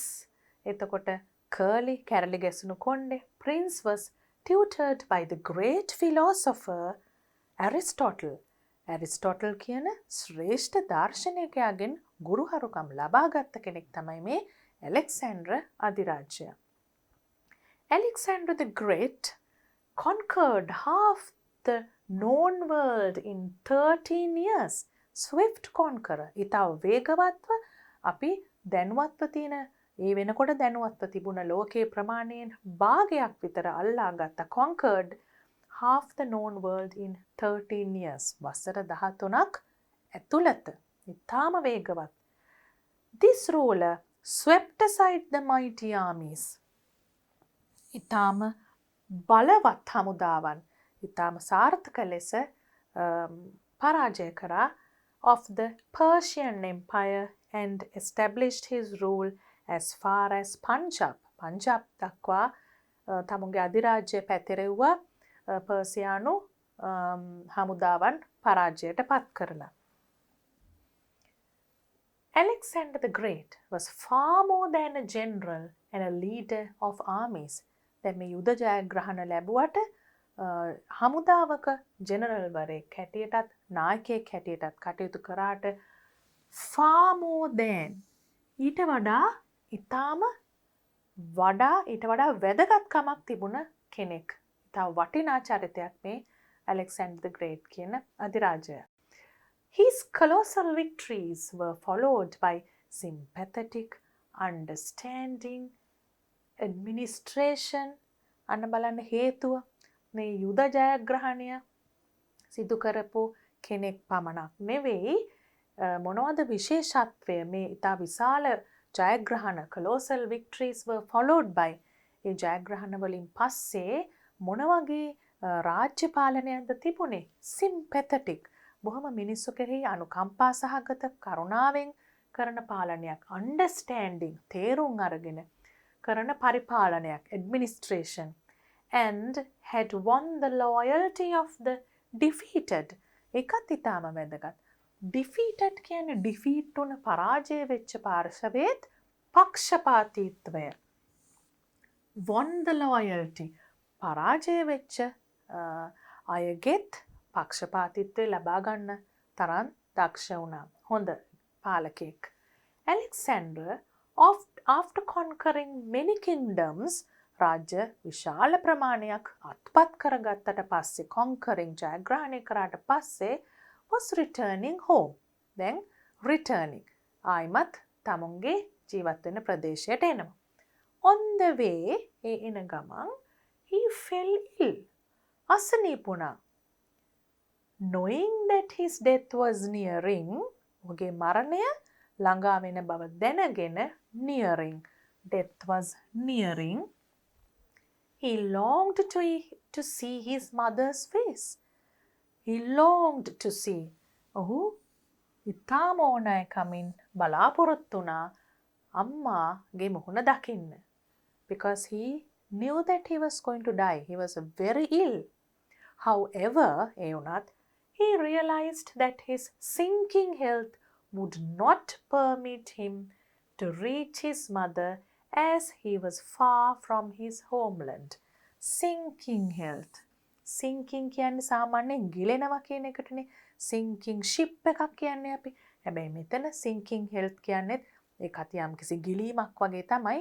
මේ ඉතා සීක්‍රයෙන් නැති වීගෙන යන අඩු වීගෙන යන තමුන්ගේ සෞඛ්‍ය තත්ත්වය නිසා ඒක වටහා ගත්තා would not permit him to අවස්ථාවක් ලැබෙන එකක් නැහැ තමුන්ගේ අම්මා බලන්න මරණයට පෙර.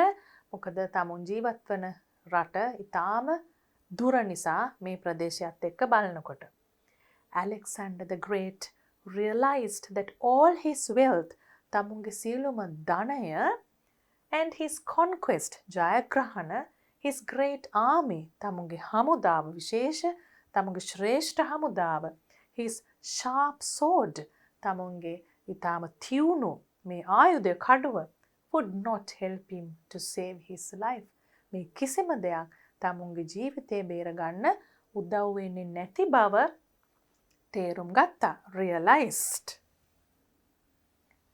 He called his generals and said, I will depart from this world soon. මොකක්ද කිව්වේ?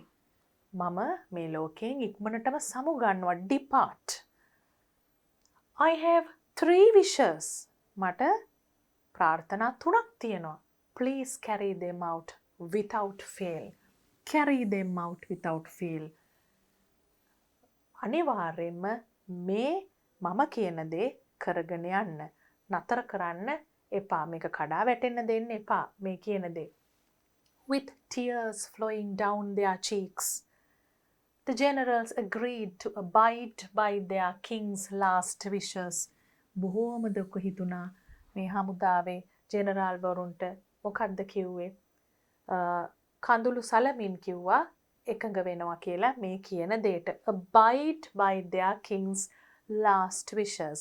රජතුමාගේ අවසාන කැමැත්තත් එක්ක අවශ්‍ය දේ කරනවා කියන එකට එකඟ වුණා ඊටාම දුකෙන්.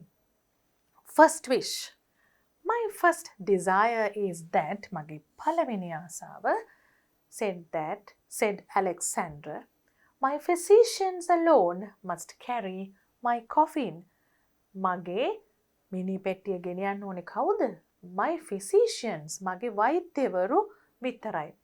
After a pause, පොඩ්ඩක් නවත්තලා he continue කරගෙන ගියා. Secondly, ඔන්න දෙවෙනි wish එක. I desire that when my coffin is being carried to the grave එකට අරගෙන යනකොට සුසාන භූමියට අරගෙන යනකොට the path leading to the graveyard සුසාන භූමියට යන පාර be strewn with gold රත්තරනින් සරසලා තියෙනවා. gold and silver and precious stones which I have collected in my treasury. මම එකතු කරලා තියෙන මේ රන් රිදී එතකොට තවත් ඉතා වටිනා ගල් වර්ග මේ සියලුම දේවල් වලින් මේ ඉහලා තියන්න මේ පාරේ දාලා තියන්න තමුන්ගේ සුසාන භූමියට යන පාරේ. Third wish. The king felt exhausted after saying this. He took a minute's rest and continued. Exhausted. ඉතාම මහන්සියක් දැනුණා මේ දෙක කියලා ඉවර වෙනකොට. පොඩි rest එකක් අරගෙන ආයි කිව්වා. My third and last wish is that both my hands be kept dangling out of my coffin. අත් දෙක coffin එකෙන් එළියට. Out of my coffin. All who were around were in tears. But there was none who was brave enough to inquire the reasons for the wishes. None was brave enough. කාටවත් බැරි වුණා කාටවත් මේ නිර්භීතකමක් ආවේ නෑ මොනවටද inquire the reasons ඇයි මෙහෙම කියන්නේ කියලා හේතුව අහන්න for the wishes except for the favorite general එක්කෙනෙක් හිටියා කැමැතිම කෙනා රජතුමා. As a reply this great ruler said දැන් ඇහුවම මොකද්ද මේ great ruler මත ශ්‍රේෂ්ඨ පාලකයා මොකද්ද කිව්වේ? I would like the world to know of the 3 lessons I have just learnt. මම මේ දැන් ඉගෙනගත්තු පාඩම් 3 I would like the world to know. ලෝකයේ අනිත් අය දැනගන්න ඕනේ. I want my physicians to carry my coffin because people should realize that no doctor on this earth can really cure anybody.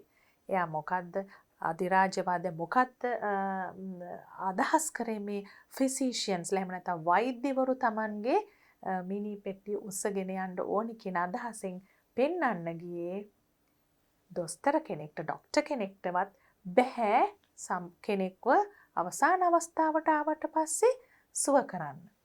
Cure anybody. They are powerless and cannot save a person from the clutches of death. Powerless. ඒගොල්ලන්ට කිසිම බලයක් නැහැ. අවසානයේම මරණයේ අවසාන අවස්ථාවට ආවට පස්සේ ඒකෙන් ගලව ගන්න අපිව. So let not people take life for granted. Very good message. There are a lot of people in this world who take life for granted. ඒ කියන්නේ ජීවිතයට නිසි වටිනාකමක් දෙන්නේ නැතුව ඒක ගැන කිසිම සැලකීමක් නැතුව ජීවත් වෙන අයට තමයි කියන්නේ they have taken their life for granted කියන එක. එතකොට අපිට මෙතනින් ගන්න තියෙන පාඩමත් ඒකයි. The second wish of Strewing gold, silver, and other riches on the path to the graveyard is to tell people that not even a fraction of gold will come with me. ඒකත් ඊටාම වටිනා අදහසක්. ඒකෙන් මිනිසුන්ට පෙන්වන්නේ මොකද්ද මේ රත්තරන් රිදී වටිනා ගල් වර්ග හිම පාර පුරා අතුරලා පෙන්වන්නේ මොකද්ද මේ මරණයත් එක්ක අපි කිසිම වටිනා දෙයක් භෞතික දෙයක් ගෙනියන්නේ නැහැ කියන එක. ඒ කියන්නේ not a fraction of a gold. ඒ කියන්නේ භෞතික දේවල් වලින් මේ වටිනා අපි එකතු කරපු දේවල් වලින් ඊටාම සුළු කොටසක්වත් අපි අවසාන ගමනේදී ගෙනියන්නේ නැහැ කියන එක. ඊටාම වටිනා වැදගත් පණිවිඩයක්. Will come with me. Not even a fraction of gold will come with me. I spent all my life in greed for power. මගේ මුළු ජීවිතේම මම ගත කරේ greed for power. බලය පිළිබඳ ඊටාම තණ්හාවකින්. Earning riches. ධනය උපයා ගනිමින්. But I cannot take anything with me. හැබැයි මට කිසිම දෙයක් ගෙනියන්න බෑ. Let people realize. මිනිසුන්ට අවබෝධ වෙන්න දෙන්න that it is a sheer waste of time to chase wealth. Sheer waste of time. ඒක ඊටාම බරපතල ලෙස කාලය නාස්ත කර දැමීමක්. මොකද්ද? To chase wealth. ධනය පසුපස හඹා යෑම. අපි chase කියන්නේ you run and you chase that person. අපි දුවන කෙනෙක් පසුපස හඹා යනවා වගේ wealth නැත්නම් ධනය පසුපස හඹා යෑම ඊටාම කාලය නාස්ති කරන දෙයක් කියන එක තමයි මේකේ අදහස. A sheer waste of time to chase wealth. About my third wish of having my hands dangling out of the coffin. ඇයි මේ coffin එකෙන් එළියට අත් දෙක වැටෙන්න අරින්නේ?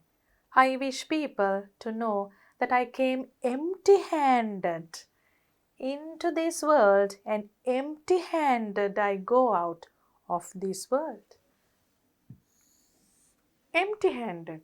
අපි එන්නේ ඉපදෙන්නේ දරුවෙක් හැටියට, ලදරුවෙක් හැටියට empty-handed හිස් අතින්. යන්නෙත් හිස් අතින්. ඒක තමයි අත් දෙක එළියට වැටෙන්න සලස්සන්න කියලා කිව්වේ. Leaving these three important wishes, this great conqueror let death conquer him. ඒකේ මොකක්ද අදහස? මේ ප්‍රාර්ථනා තුන සඳහන් කරාට පස්සේ this great conqueror දැන් මෙච්චර කල් රජතුමා තමයි ජයග්‍රහණය කරේ. අද ජයග්‍රහණය කරන්නේ කවුද? death. මරණය විසින් පරාජය කරනවා Alexander the Great කියන මේ ශ්‍රේෂ්ඨ අධිරාජය. So, having those ideas in mind, you discussed a very important reading passage.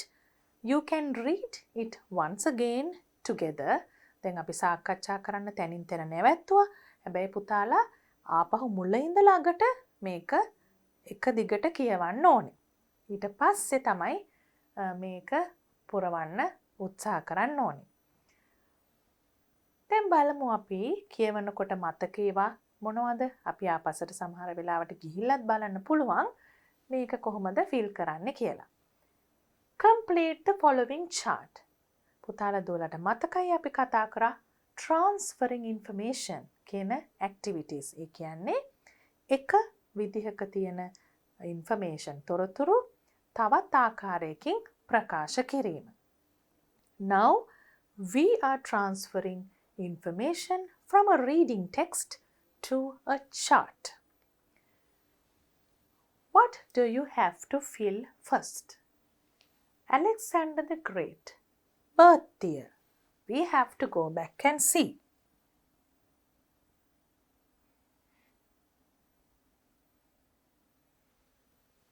(356 BC).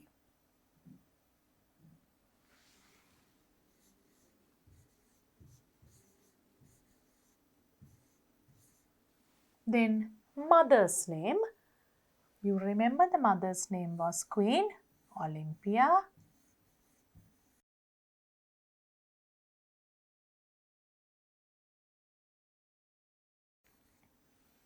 And the father's name was King Philip II.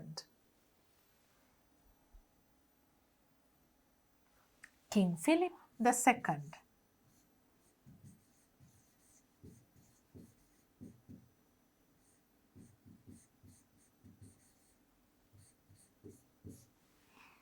Then you have the country ruled as Macedonia,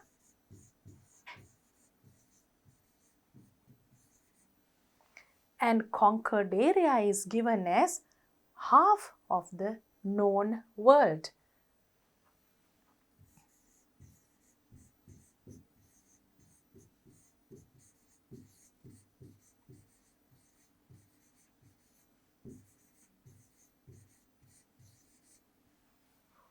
Death.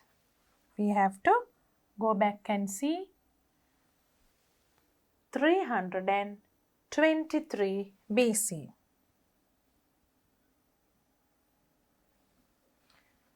323 BC. Then, what were the three wishes of Alexander the Great?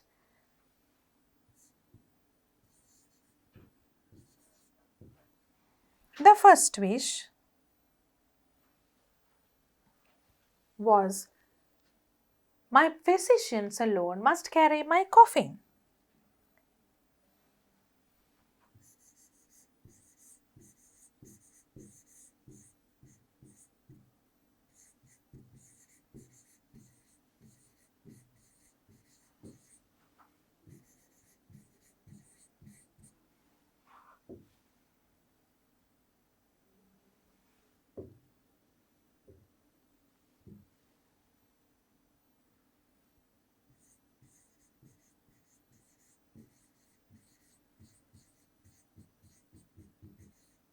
Then, the second wish, the path leading to the graveyard be strewn with gold, silver, and precious stones. You can write it.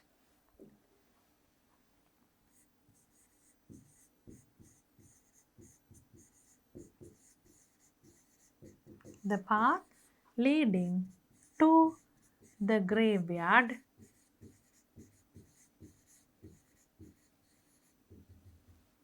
to be strewn with gold, silver, and precious stones.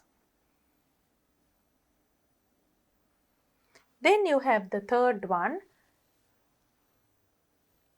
My third and last wish is that both my hands be kept dangling out of my coffin. So you can write both my hands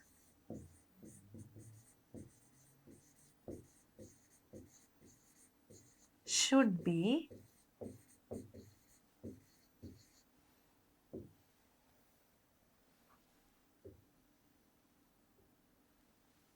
dangling out of my coffin.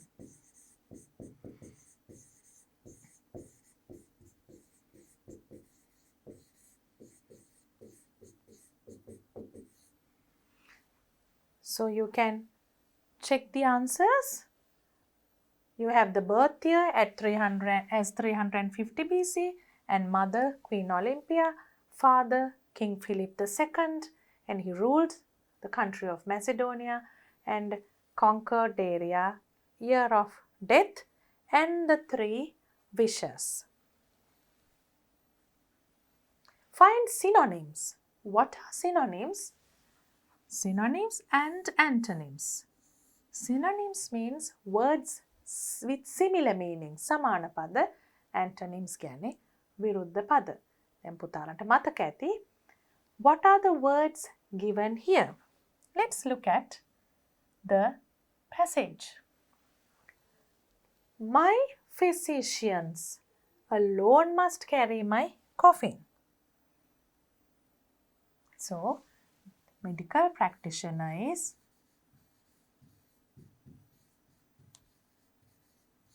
physician. Then you have a box in which the dead body is placed or buried, cremated, coffin, Then you have hanging, dangling my hands. You can write dangling for that. A person who takes possession of land by force. We had the word conqueror.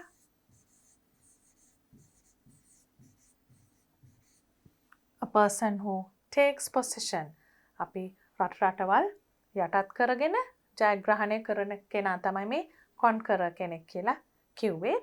Funds of the government රජයේ මුදල්. ධනය ඔක්කොම එකතු කරනකොට කියනවා treasury. You had that word in the passage. A wise person who has specialized philosophy. Philosopher. That's quite easy. Philosopher.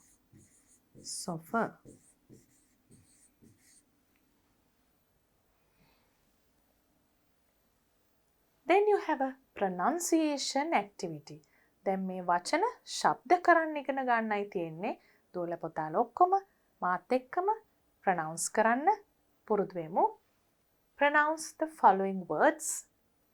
A. Philosopher. B. Practitioner. C. Physics. D. Physician. E. Coffin. F. Treasury. G. Conqueror. H. Sympathy. And I. Cure.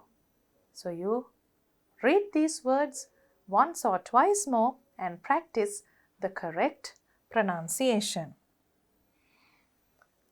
Then you have to answer only 2 more questions.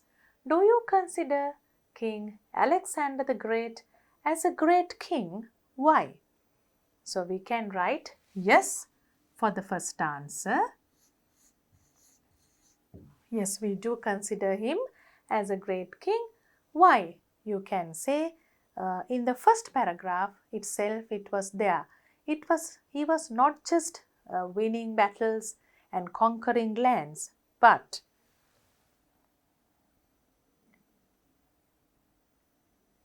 he was a very sympathetic, understanding, followed by a sympathetic, understanding administration, and he won the loyalty of the defeated.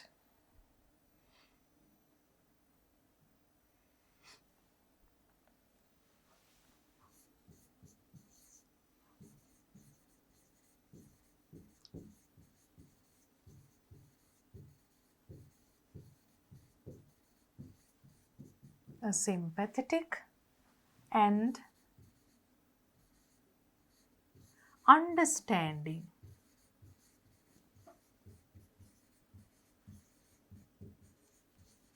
administration, පරිපාලනයක්.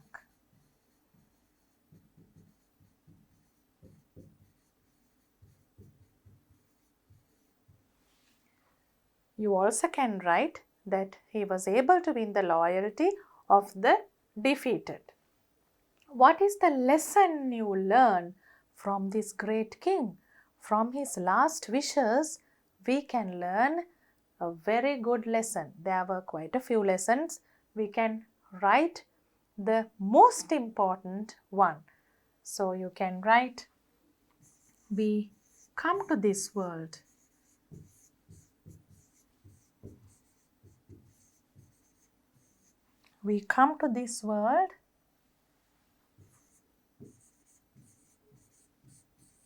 empty-handed.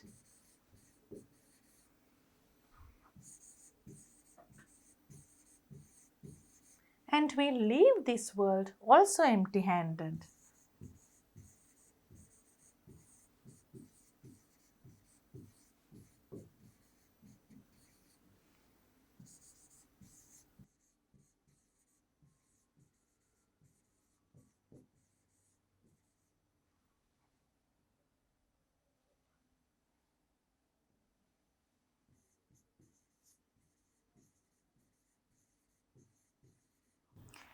Therefore,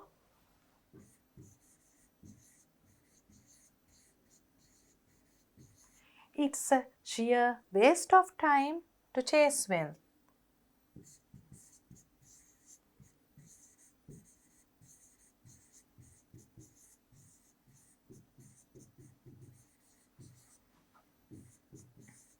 Chase wealth. ධනය පසුපස හඹා යෑම. Chase wealth. That's the answer for the last question here. And now you have to write your own article.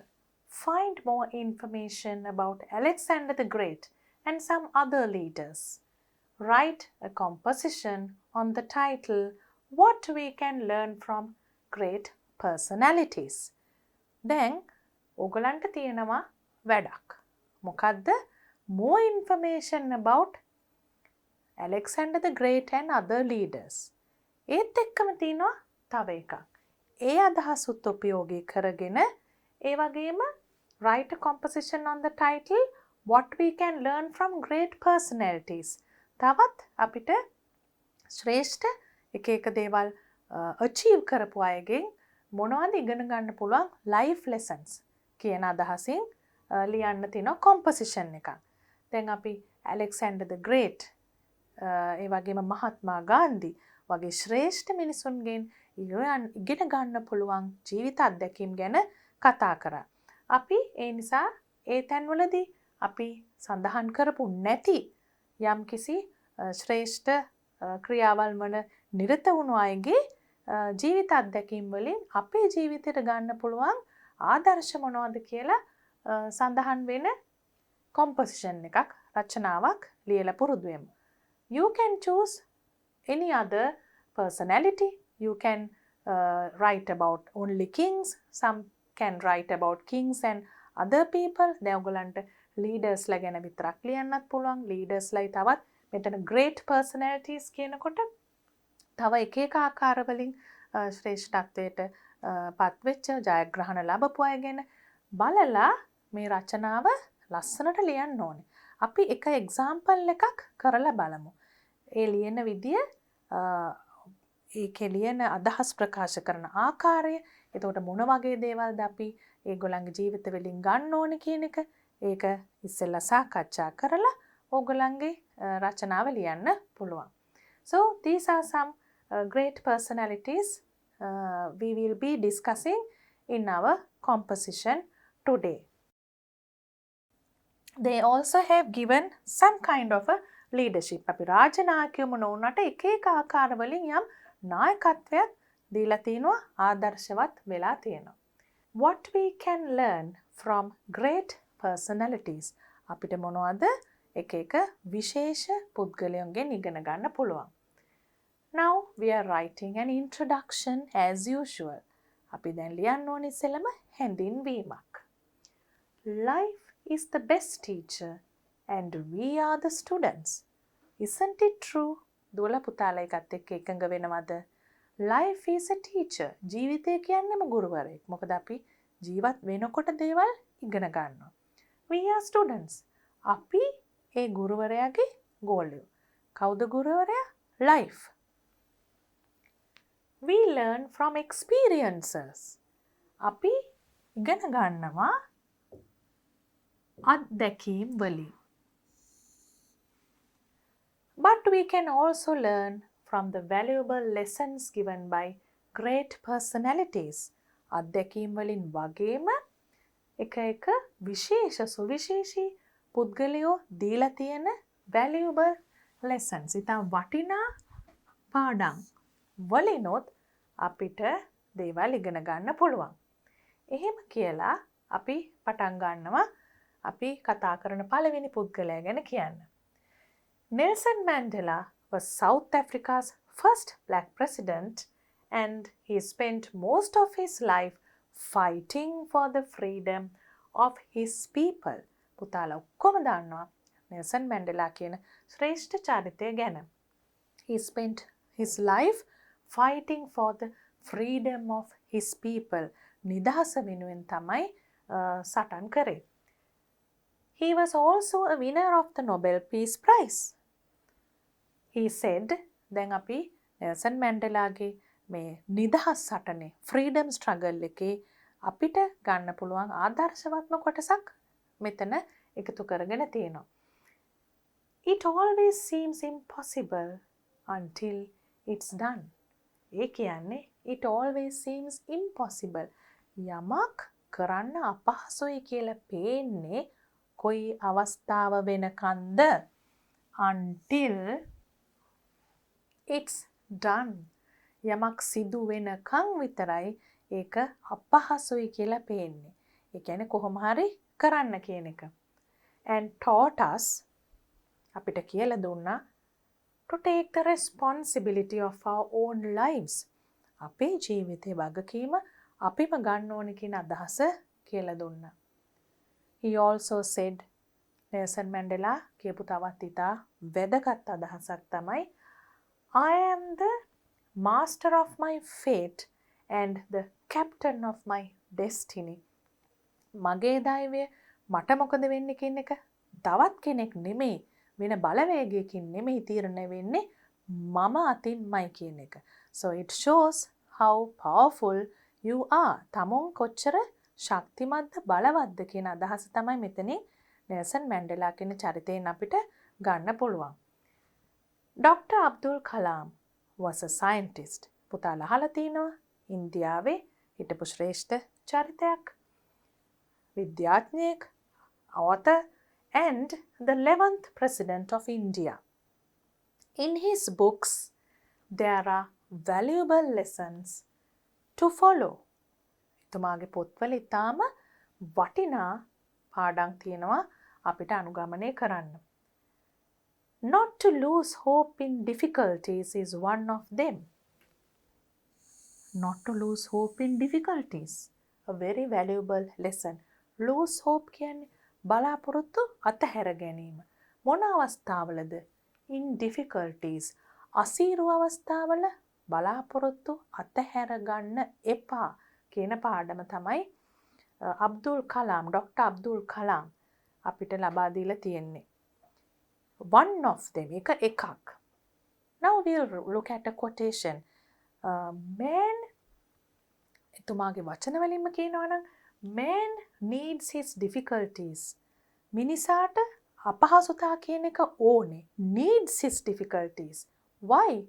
Because they are necessary to enjoy success. අපහසුතා කියන එක අවශ්‍යයි සාර්ථකත්වය විඳින්න නම්.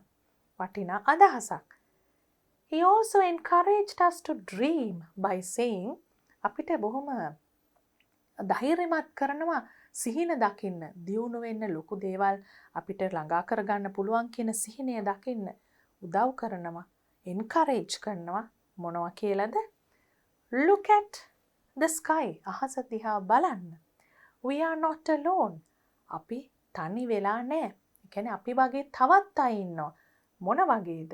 The whole universe is friendly to us and conspires only to give the best. අපිට විශ්වයෙන් ලැබෙන්නේ හොඳම දේ පමණයි.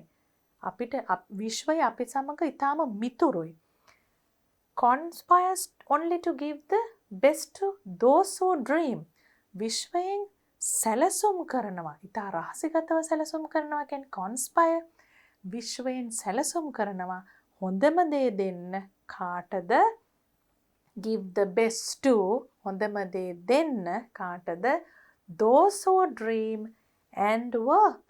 සිහින දකිමින් වැඩ කරන අය. ඒ කියන්නේ බලාපොරොත්තු ඇතිව වැඩ කරගෙන යන අය. අරමුණු බලාපොරොත්තු ඇතිව වැඩ කරගෙන යන අය.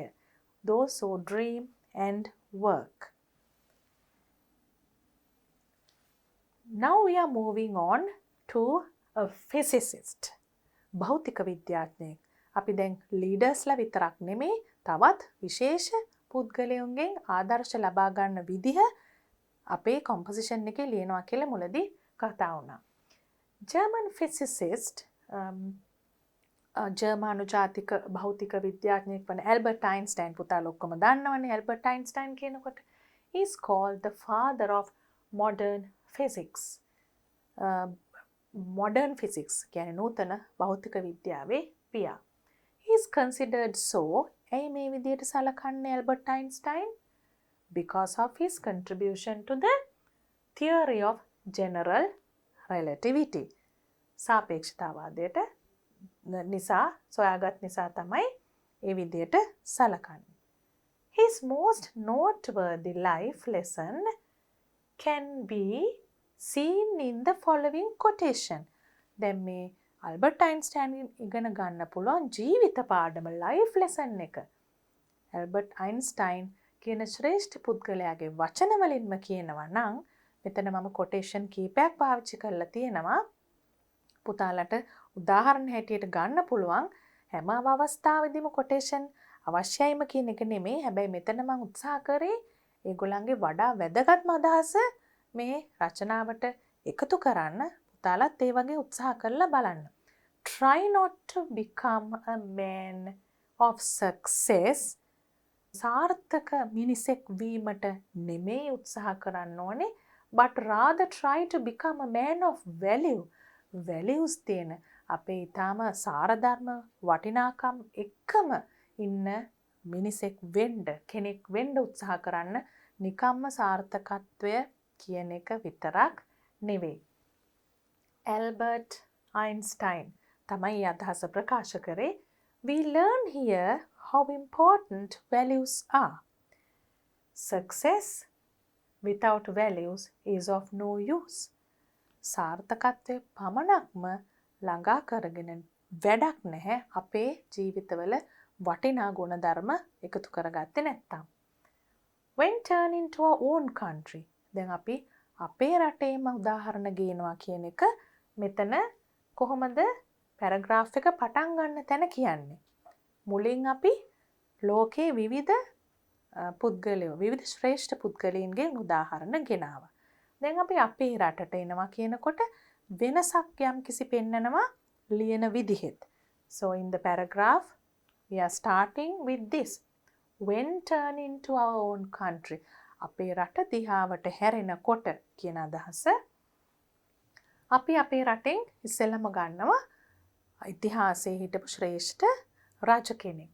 King Parakramabahu the Great must be mentioned. සඳහන් කළ යුතුමයි. He united the island රට එක්සේසත් කරා under one rule. Reformed Buddhist practices and sent successful expeditionary forces to India and Burma. තරට මතක ඇති අපි වෙනත් අවස්ථාවකත් පරාක්‍රමබාහු රජතුමා ගැන ලියනකොට මේ දේවල් සඳහන් කරා. කරපු සේවය ජාතික වශයෙන් ඒ වගේම රටින් පිට පවා කරපු සේවය ගැන.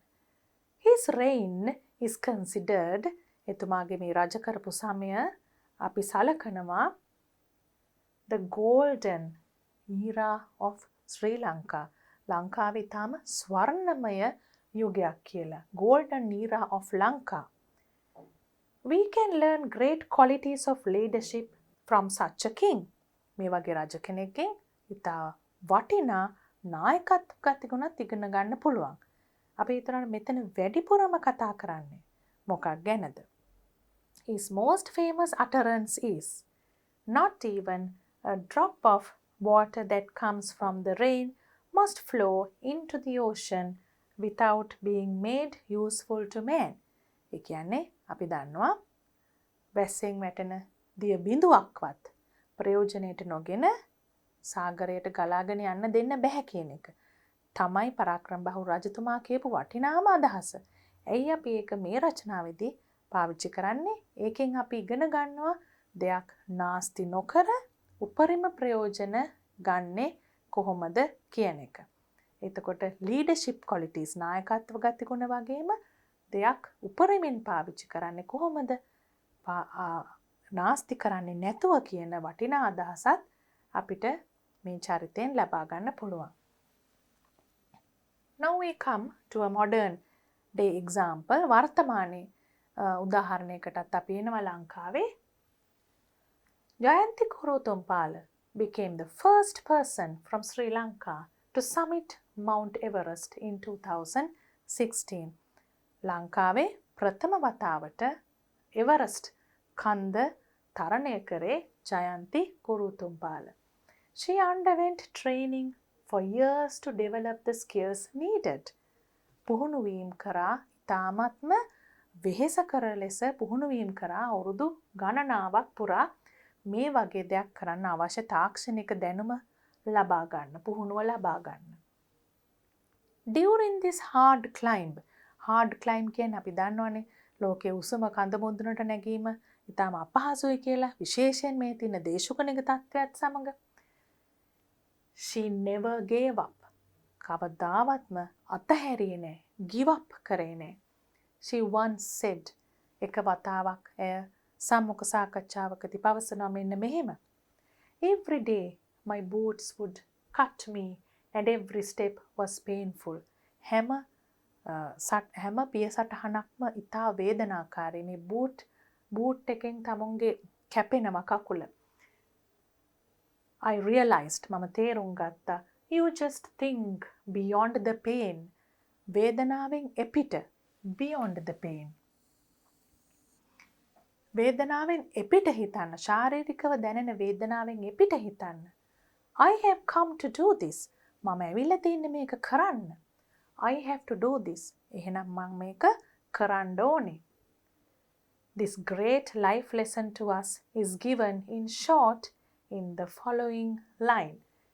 මෙතන මේ අදහසෙන් ප්‍රකාශ වෙන දේ තව කෙටියෙන් පැහැදිලිව තවත් කොටේෂන් එකකින් අපිට කියන්න පුළුවන්. She has also said like this. It's all about the power of the mind. මේ හැම දෙයක්ම රැඳිලා තියෙන්නේ අපේ මානසික ශක්තිය, මනසේ තියෙන ශක්තිය මත. Which can go beyond the physical pain. ශාරීරික වේදනාවෙන් ඔබට යන්න පුළුවන් මානසික ශක්තිය තියෙනවා නම්. And that's what endurance is about. endurance කියන්නේ මොකද්ද? අපිට දරා ගැනීමේ ශක්තියක් තියෙනවද? ඊටාම දීර්ඝ කාලයක් තිස්සේ අමාරු දෙයක් කරන්න. අපි කියන්නේ මැරතන් දාවකයෙකුට තියෙන්න ඕනේ කියලා දරා ගැනීමේ ශක්තියක් දීර්ඝ කාලයක් පුරා endurance. අන්න ඒ endurance කියන්නේ මොකද්ද? Beyond physical pain, we should have the power of our mind. In conclusion, දැන් අවසාන වශයෙන් කියලා මේ හැම දෙයින්ම ගන්න පුළුවන් පාඩමක් අපි ලියනවා. The most important life lessons we learn from these great personalities are: think positively, ධනාත්මකව හිතන්න, never give up, අතහරින්න එපා, and serve humanity, මානව වර්ගයාට සේවය කරන්න. Let's move on to activity 10. Again we have a conversation. Manjita, Kavindu and Riaz. Manjita says, "Hey Kavindu, what are you doing? Why are you in a bad mood?" මොකද ඔයා අද bad mood එකක ඉන්නේ. දැන් කවුද මේ? කවිඳු තමයි bad mood එකක ඉන්නේ. පොඩ්ඩක් අසතුටේ. කවිඳු says, "Today I have to do everything all by myself." මට අද ඔක්කොම තනියෙන්ම කරගන්න වෙලා. ඒ කියන්නේ වෙන්දට හැමදේම කරලා දෙන කෙනෙක්. Riaz is asking, "Why is that?" Then Kavindu answers, "Both my mother and father left home early in the morning." අම්මයි තාත්තයි ගෙදරින් ගිහිල්ලා උදේම. Manjita says, "Wait, today is Sunday. Do they go to work during the weekend too?" ඇයි මේ Sunday දවසක අම්මයි තාත්තයි නැත්තේ? Do they go to work? වැඩට යනවද මේ සතියන්තේ weekend එකේ? Kavindu says, "No, they had to go to see my grandfather." Now let's see why. Riaz, what's wrong with him? ඒ කියන්නේ මොකද්ද ඔහුට වෙලා තියෙන කරදරය? grandfather ට වෙලා තියෙන්නේ මොකද්ද කියන එක අහනවා. What's wrong with him? Then Kavindu says, "He's had a fall." Look at this carefully. He's had a fall. මෙතන apostrophe s එක කියන්නේ මොකේ contracted form එකද? He has. He has had a fall. It happened last night. Manjita says, "Oh, I'm sorry." මගේ කනගාටුව ප්‍රකාශ කරනවා. Kavindu says, "I have to take care of everything at home." මට ඒ නිසා ගෙදර හැම දෙයක් ගැනම බලන්න වෙලා. Riya says, "Don't worry, my friend will help you." අපි උදව් කරන්නම්. Then Kavindu says, "There will be some visitors too." දැන් මේ කවිඳු තනියෙන් ඉන්න දවසේ ඔක්කොම වැඩ කරගන්න වෙලා ඉන්න වෙලාවේ visitorsලත් එනවා. ආගන්තුකයොත් එනවා. Manjita. So, we'll get together and arrange something for them. අපි එකතු වෙලා we'll get together. We will get together and arrange something for them. මොනවා හරි සූදානම් කරමු. Riyas is agreeing. Yes. And Kavindu says, "Give me 5 minutes. I'll make tea for you." මම තේ හදන්නම් කියනකොට මොකද්ද දෙන උත්තරේ? No thanks. අපි දන්නවා polite refusal. ආචාරශීලී විදියකට යමක් එපා කියනවා නම් අපි කියන්නේ no thanks. We've just had some tea. We've just had. What is this contracted form? We have. We have just had. අපි දැන් තේ බීලා ඉන්නේ. මේ දැන් පොඩ්ඩකට කලින් වගේ. We have just had. Let's prepare something for the visitors. Let us make something for the visitors. දැන් යාළුවොත් එකතු වෙලා මොනවා හරි හදන්න තමයි යන්නේ කවින්දුගේ visitors ලට. Let's answer the questions now. Why was Kavindu in a bad mood? Why was he in a bad mood? Because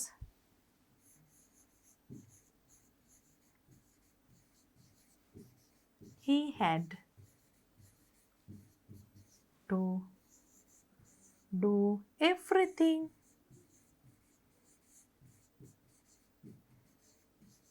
on his own. On my own එක අපි ලියනකොට on his own කියලා ලියනවා. Who visited him? You can write the names of the two friends. Riyaz and Manjita.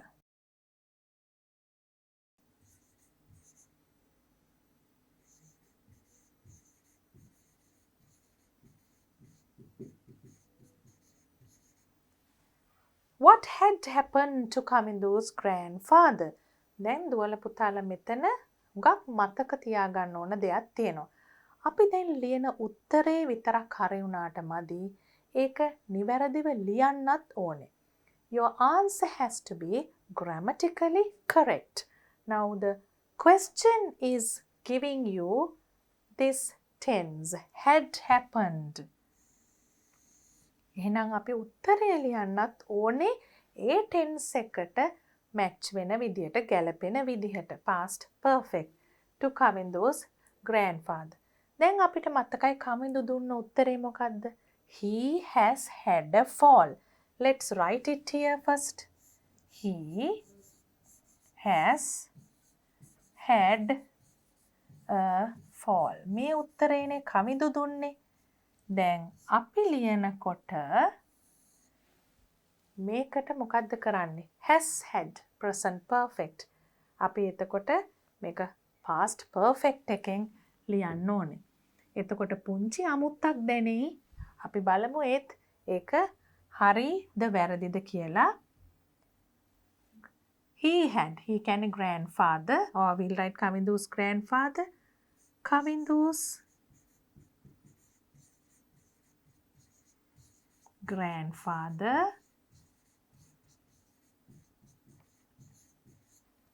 has had එකට මොකක්ද වෙන්නේ? had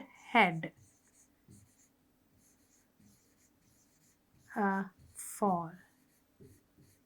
දැන් මෙතන had දෙකක් තිබුණට වැරදි නෑ. මොකද ඒක එකක් main verb එකක් අනිත් එක helping verb එකක්. මේක තියෙන එකක් had කියන එක past perfect එකේ අපි දාන helping verb එක. අනිත් එක main verb එකේ past participle එක. Did Kavindu prepare tea for his friends? Why? Did he prepare tea for his friends? No. No. යා හදන්න යනකොට යාළුවෝ කිව්වා no thanks. We've just had tea. We've කියන තැන පුතාලට මතකයිද මම ලිව්වා we have කියලා. එහෙනම් මෙතන කරන්නෙත් ඒ දෙමයි. Why? ඇයි එපා කිව්වේ? ඇයි හැදුවේ නැත්තේ? They had. They had just had කියන්නත් පුළුවන්. They had just had. පුතාලට පහසු වෙන්න අපි එහෙම ලියමු. They had just had tea. මෙතනත් had දෙකක් තිබුණට ආකාර දෙකක had දෙකක් තමයි මේ තියෙන්නේ. Had here is the helping verb. Here it's the past participle of the main verb. The last question is, what were they going to do next? They were going to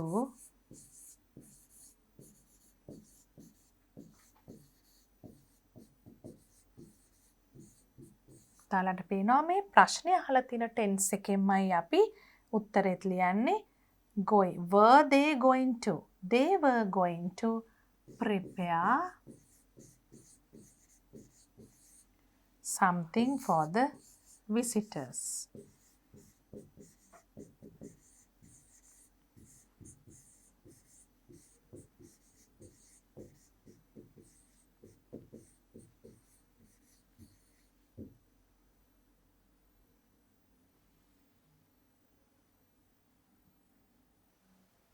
Let's move on to activity 12, which is a grammar activity. Now, can you see that some phrases are highlighted? That's what you are told in the introduction. Read the text aloud, paying special attention to highlighted phrases. විශේෂ අවධානයක් යොමු කරන්න ඕනේ මේ highlighted phrases වලට. Let's read. One evening, Kavindu's parents received a call from his aunt. It was bad news. බොහොම නරක ආරංචියක් ආවේ. Kavindu's grandfather had had a fall. දැන් පුතාලා දැක්කා අපිට මේ විදිහටම ලියන්න උනා ඉස්සෙල් activity එකේ උත්තරයක්. Had had a fall. වැටිලා තමයි තියෙන්නේ මේ වෙනකොට 100. His aunt had taken him to the doctor. Had taken. වෛද්‍යවරයෙක් ළඟට මේ වෙනකොටත් ගෙනහිල්ලා. And the doctor had prescribed a cast. Kavindu's parents decided to visit him. Kavindu and his sister agreed to stay at home. Had prescribed. අපි දන්නවා වෛද්‍යවරයෙක් අපිට දෙන්නේ prescription එකක්. විශේෂ නිර්දේශයක් දෙන්නේ. අන්න ඒක තමයි had prescribed කියන එකෙන් අදහස් වෙන්නේ. දැන් Kavindu and sister ඒ දෙන්නා ගෙදර ඉන්නේ මොකද අම්මයි තාත්තයි ගිය නිසා. The following morning when the children got up, their parents had left for the hospital. පහුවෙදා බලනකොට parents ලා had left. ගිහිල්ලා hospital එකට ගිහිල්ලා. Kavindu, the eldest, had to take care of his little sister. පුංචි නංගිව බලා ගන්නත් උනා කවිඳුට. When the sister got up, Kavindu had already got up. නංගි නැගිටිනකොට had already got up. Kavindu ඒ වන විටත් නැගිටලා නංගිට ඉස්සෙල්ලා. And had prepared their bed tea. Had prepared. තේත් හදලා. He had had put his sisters into the flask. ඒ කියන්නේ තේ. had his එයාගේ තේක අරගෙන had put his sisters නංගිගේ එක ෆ්ලාස්ක් එකට දාලා. When Kavindu's friends arrived, යාළුවාව අපි දැක්ක conversation එකේ, he had already dusted the furniture. මෙතනත් අපිට තියෙනවා dusted කියලා, had dusted කියලා වචනයක්. අදහසක් ඒ කියන්නේ දූවිලි පිස දාලා ඒ වෙනකොට the furniture and had swept the house. අතු ගාලත් තියෙනවා. Kavindu's friends had come to invite him to a party. Had come. මොනවටද යාළුවෝ ඇවිල්ලා තියෙන්නේ? Had come to invite him to a party. But they all decided to stay with Kavindu until his parents came home. අම්මලා එනකන් ඉන්න තීරණය කරා. Past perfect tense revision point. දැන් දුවලා පුතාලා අපි ඉස්සෙල්ලා කියවපු එක මතක තියාගෙනම මේ revision point එක ආපහු බලමු. Kavindu's parents left home at 5 o'clock. උදේ 5ට තමයි අම්මයි තාත්තයි ගිහින් තියෙන්නේ. Kavindu got up at 6 o'clock. Now you can see there are two actions. ක්‍රියාවන් දෙකයි. මොන කාලයේද වෙලා තියෙන්නේ? දෙකම අතීතේ. So you can write two actions in the past. There are two actions in the past, but you can see one happened before the other action. One action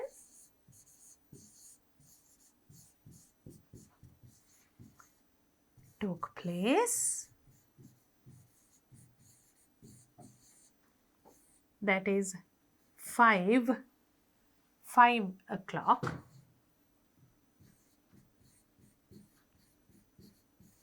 Before the other action.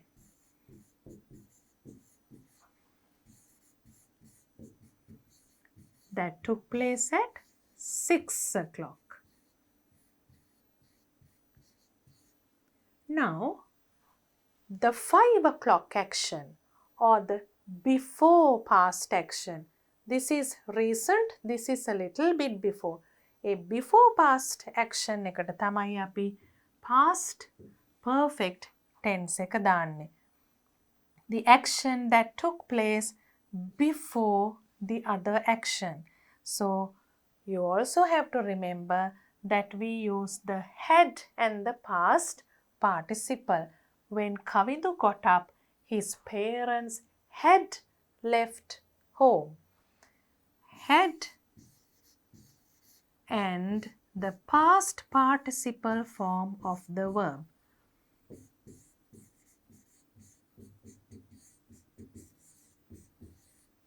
So this is how to use the past perfect tense and this is when to use the past perfect tense. එතකොට මේ පින්තූර වලින් මේ උදාහරණ වලින් හුඟක් පුතාලට පැහැදිලි වෙනවා past perfect tense කියන්නේ මොකක්ද කියලා. හොඳටම මේක දැන් රිවයිස් වුණා කියලා මං හිතනවා. එහෙනම් අපි ඊළඟ ඇක්ටිවිටි එකට යමු. Let's write a few examples now. මේකේ පුතාලට වචන අවස්ථා දීලා තියෙනවා.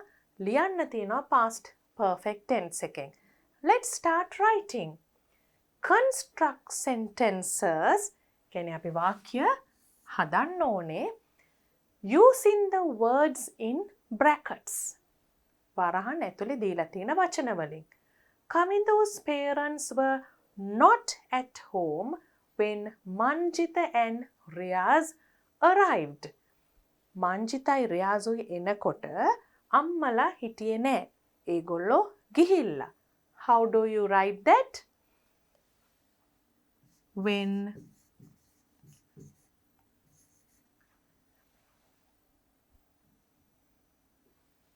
Manjitha and Riyaz arrived.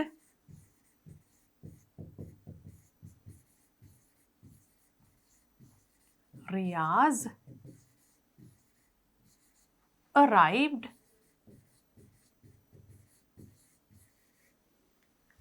Kavindu's parents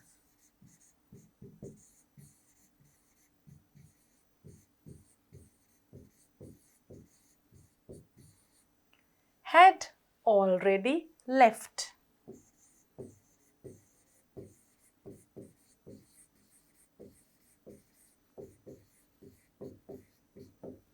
Then the next one, Kavindu invited his friends for tea, but they already had tea Manjitha's place. Had tea. When Kavindu invited his friends for tea,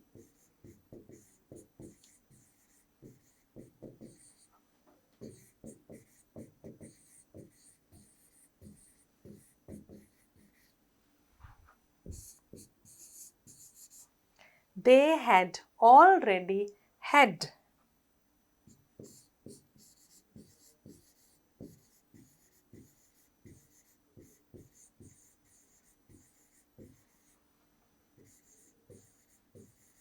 Had tea at Manjitha's place.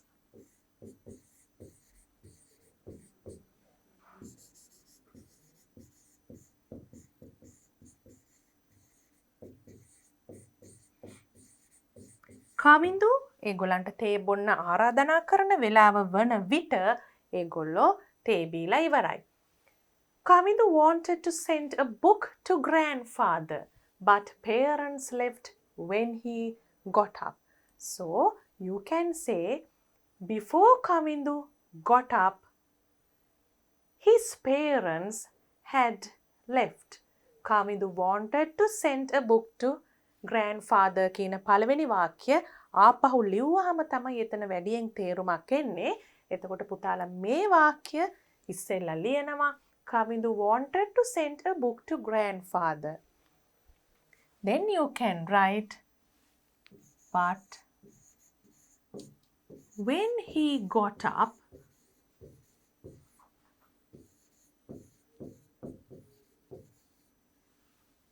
his parents had already left.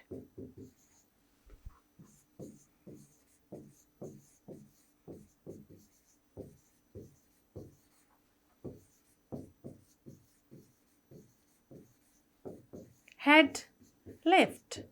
නැගිටින වෙලාව වන විට අම්මලා ගිහිල්ලා. Kavindu's sister wanted to help her brother. He done everything she got up. නංගිට උදව් කරන්න ඕනේ වුණාට නංගි නැගිටින වෙලාව වෙන විට අයියා ඔක්කොම කරලා ඉවරයි. Kavindu's sister wanted to help her brother, but you can write when or by the time. By the time she got up,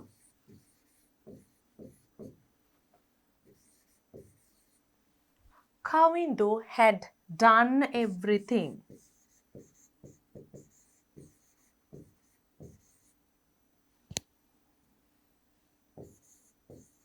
Had done. Past perfect. Do, did, done. Done is the past participle of do. Had done everything. සියලුම දේ.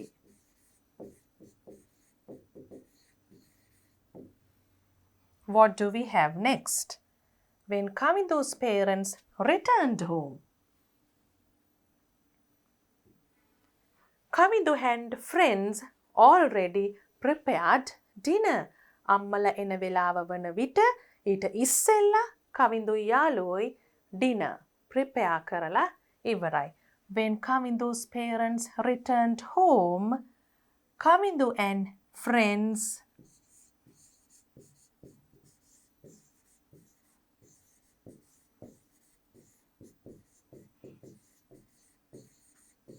had already prepared dinner.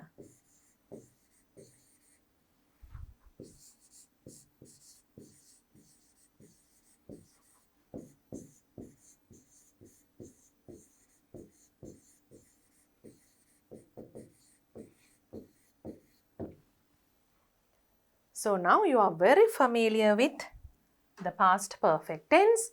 We are moving on to the next revision point. Reported speech. ඒකත් දුවල පුතාලට හොඳට මතක ඇති. Reported or indirect speech. Direct speech, reported speech. කෙලින්ම කවුරු හරි කරපු ප්‍රකාශයක් direct speech. ඒක තවත් තැනකදී තවත් කෙනෙක්ට ප්‍රකාශ කරනකොට කරන වෙනස්කම් report කරනකොට කරන වෙනස්කම්. Simple past becomes past perfect or remain in the simple past. මෙන්න මේකත් පුතාලා මතක තියාගන්න. ඒකටත් අවස්ථාව තියෙනවා. Simple past sentence එකකින් තියෙනකොට reported speech එකේදී සාමාන්‍ය නීතිය තමයි past perfect වෙන එක. ඒ වගේම simple past එකේම තියන්න පුළුවන් අවස්ථාවලුත් තියෙනවා. present perfect එක අනිවාර්යයෙන්ම past perfect වෙනවා. We have to write some examples now. Activity 13. Report what Kavindu said to his friends. So this is Kavindu and this is what he said. දැන් බලමු අපි මේ කියලා තියෙන දේවල් reported speech එකෙන් ලියන්නේ කොහොමද කියලා. Kavindu said that. Shall we start with this one? Kavindu said that he dusted කියන්නේ simple past. අපි past perfect කරනකොට he had dusted.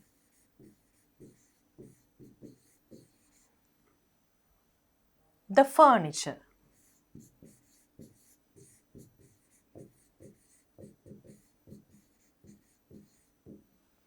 Then we have the second one. I prepared tea for her. My sister got up. Kavindu said that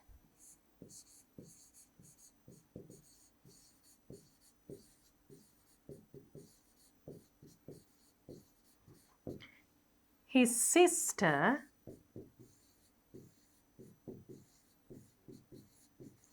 got is in the simple past, so you have to say it in the past perfect. Had got up.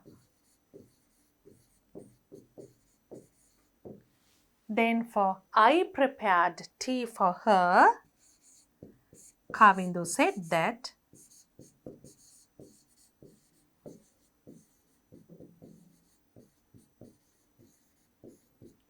he had prepared.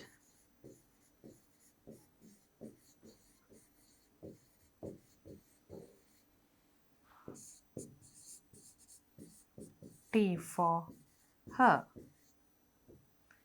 Then we have my parents have gone to see my grandfather. Have gone is have and a past participle. That's present perfect. So that becomes past perfect. Kavindu said that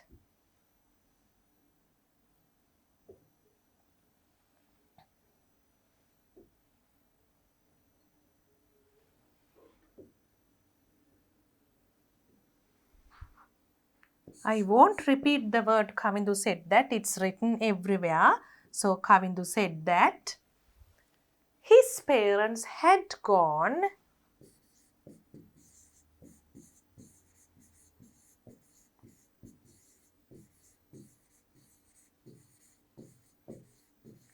to see. Another thing you cannot forget, my becomes his. To see his grandfather.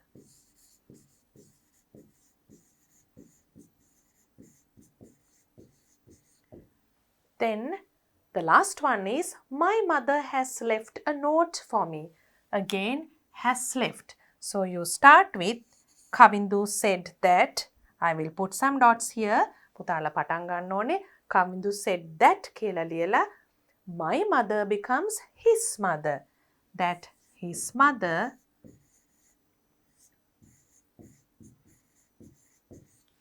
had left a note for me becomes him.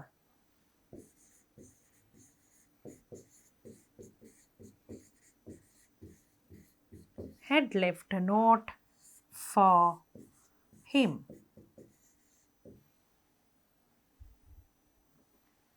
Then we have some questions here. Again, report what Kavindu's friends asked. Manjita has asked 2 questions. One is done for you. එකක් පුතාලට example එකක් දීලා තියෙන නිසා අපිට ලේසි ඒ විදියටම අනිත් එකත් ලියන්න පුළුවන්. Manjita asked Kavindu why he had called them. Why did you call us? එතකොට did කියන්නේ simple past. You කියන එක වෙනස් වෙනවා ආපහු. us කියන එකත් වෙනස් වෙනවා. මේ මංජිත කියපු දේ අපි report කරනකොට මේ tense එකයි pronoun එකයි දෙකම වෙනස් වෙනවා. මේ විදියටම ලියුවොත් why did you stay at home? Manjita asked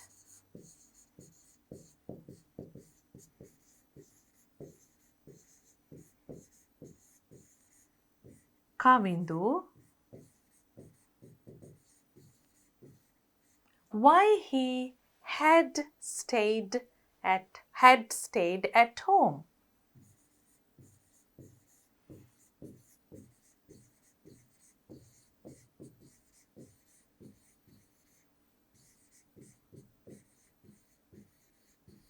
Then we have Riaz talking here.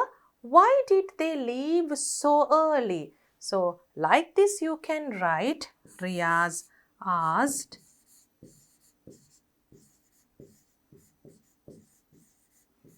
Kavindu why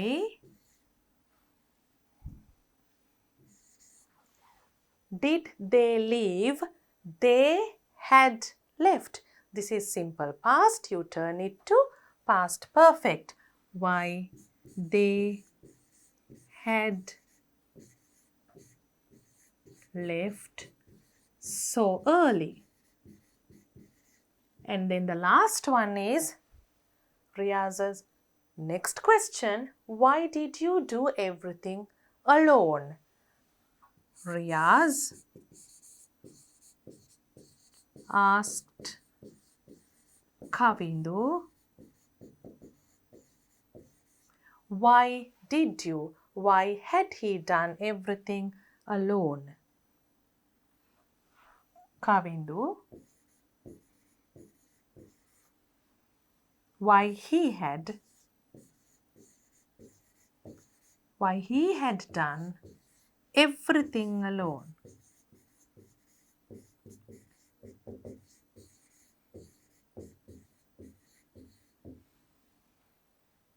So that's the end of reported speech activities here. Now you have a vocabulary activity. How many of you like to cook? දුවලා පුතාලා කී දෙනෙක් උයන්න කැමතිද? I know some of you try to cook different things. ආසාවෙන් කරන අයත් ඉන්නවා. සමහරු උදව් කරනවා උයන වෙලාවට. ඒ වගේම අපි දන්නවා ගොඩාක් වෙලාවට අපි ආසයි බලන්න මේ උයන හැටි පෙන්නන අවස්ථාවල්. recipes උයන ඒවා කියලා දෙන අවස්ථාවල්.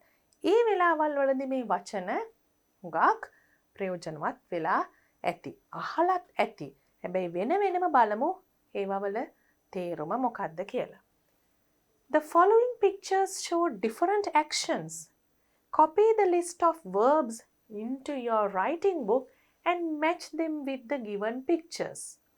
Write the number of the picture against the verb.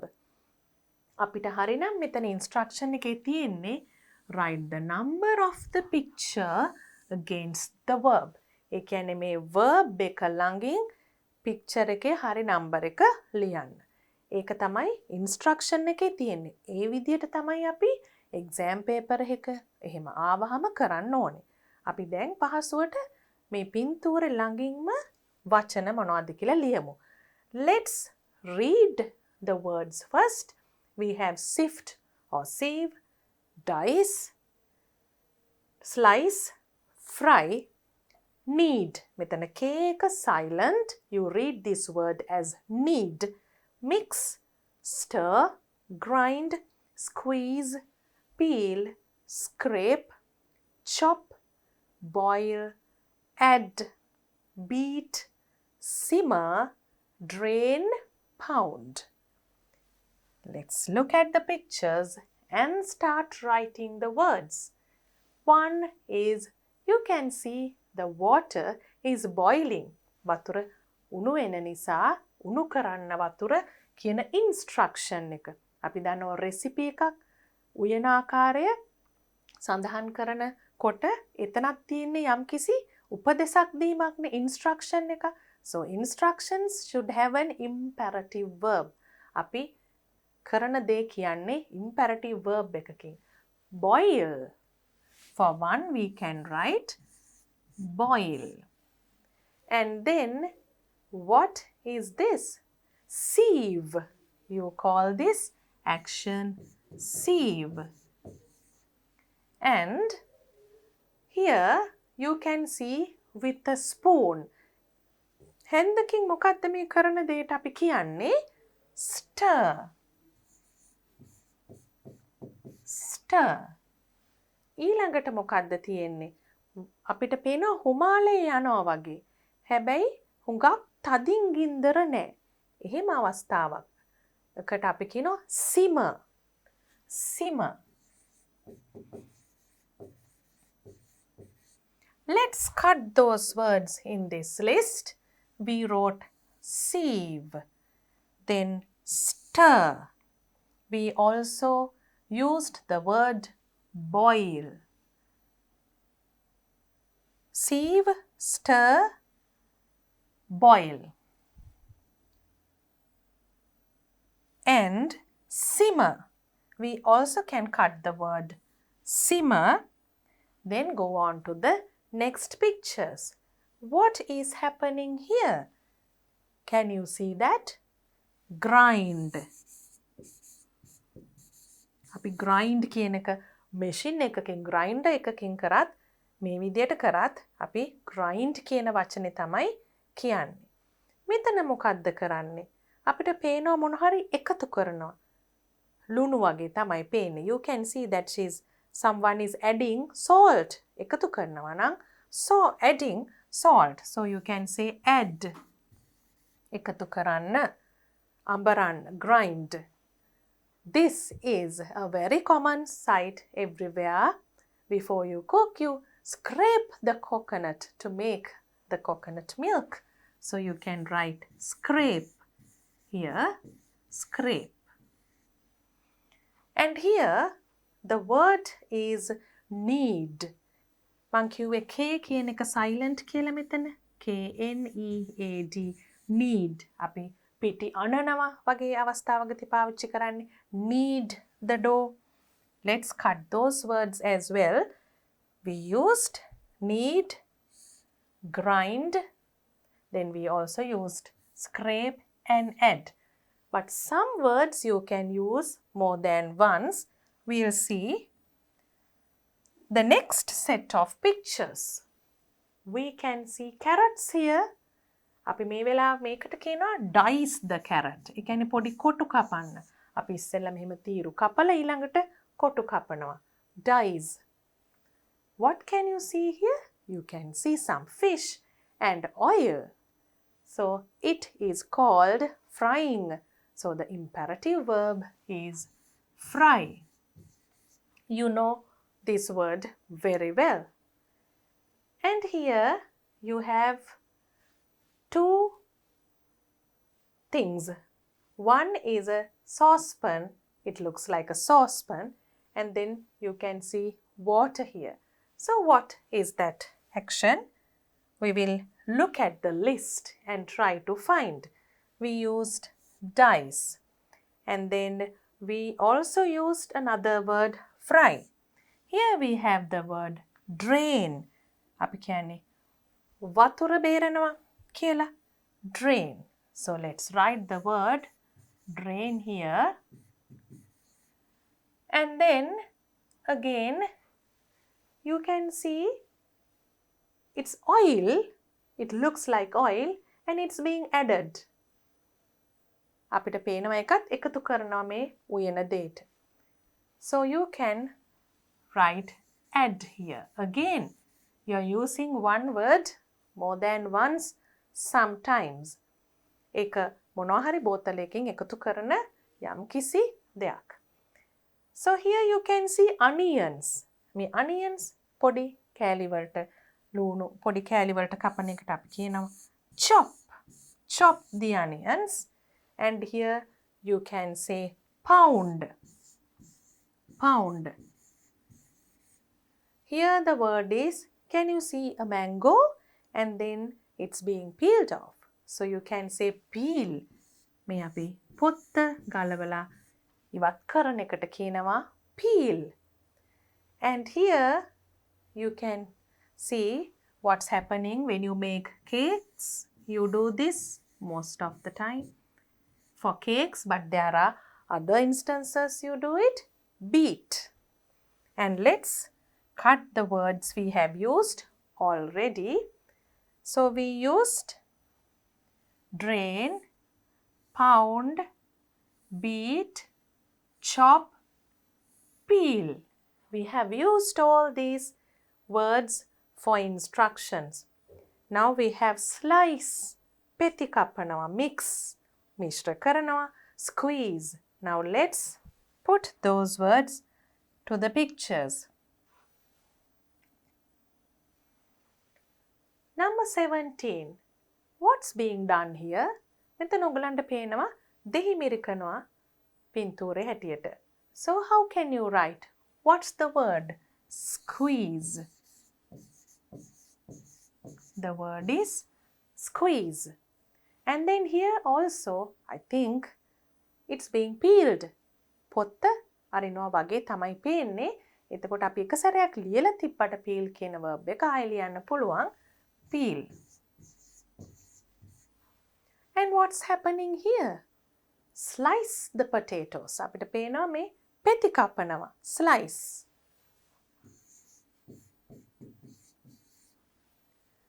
Then the final one is a very simple one.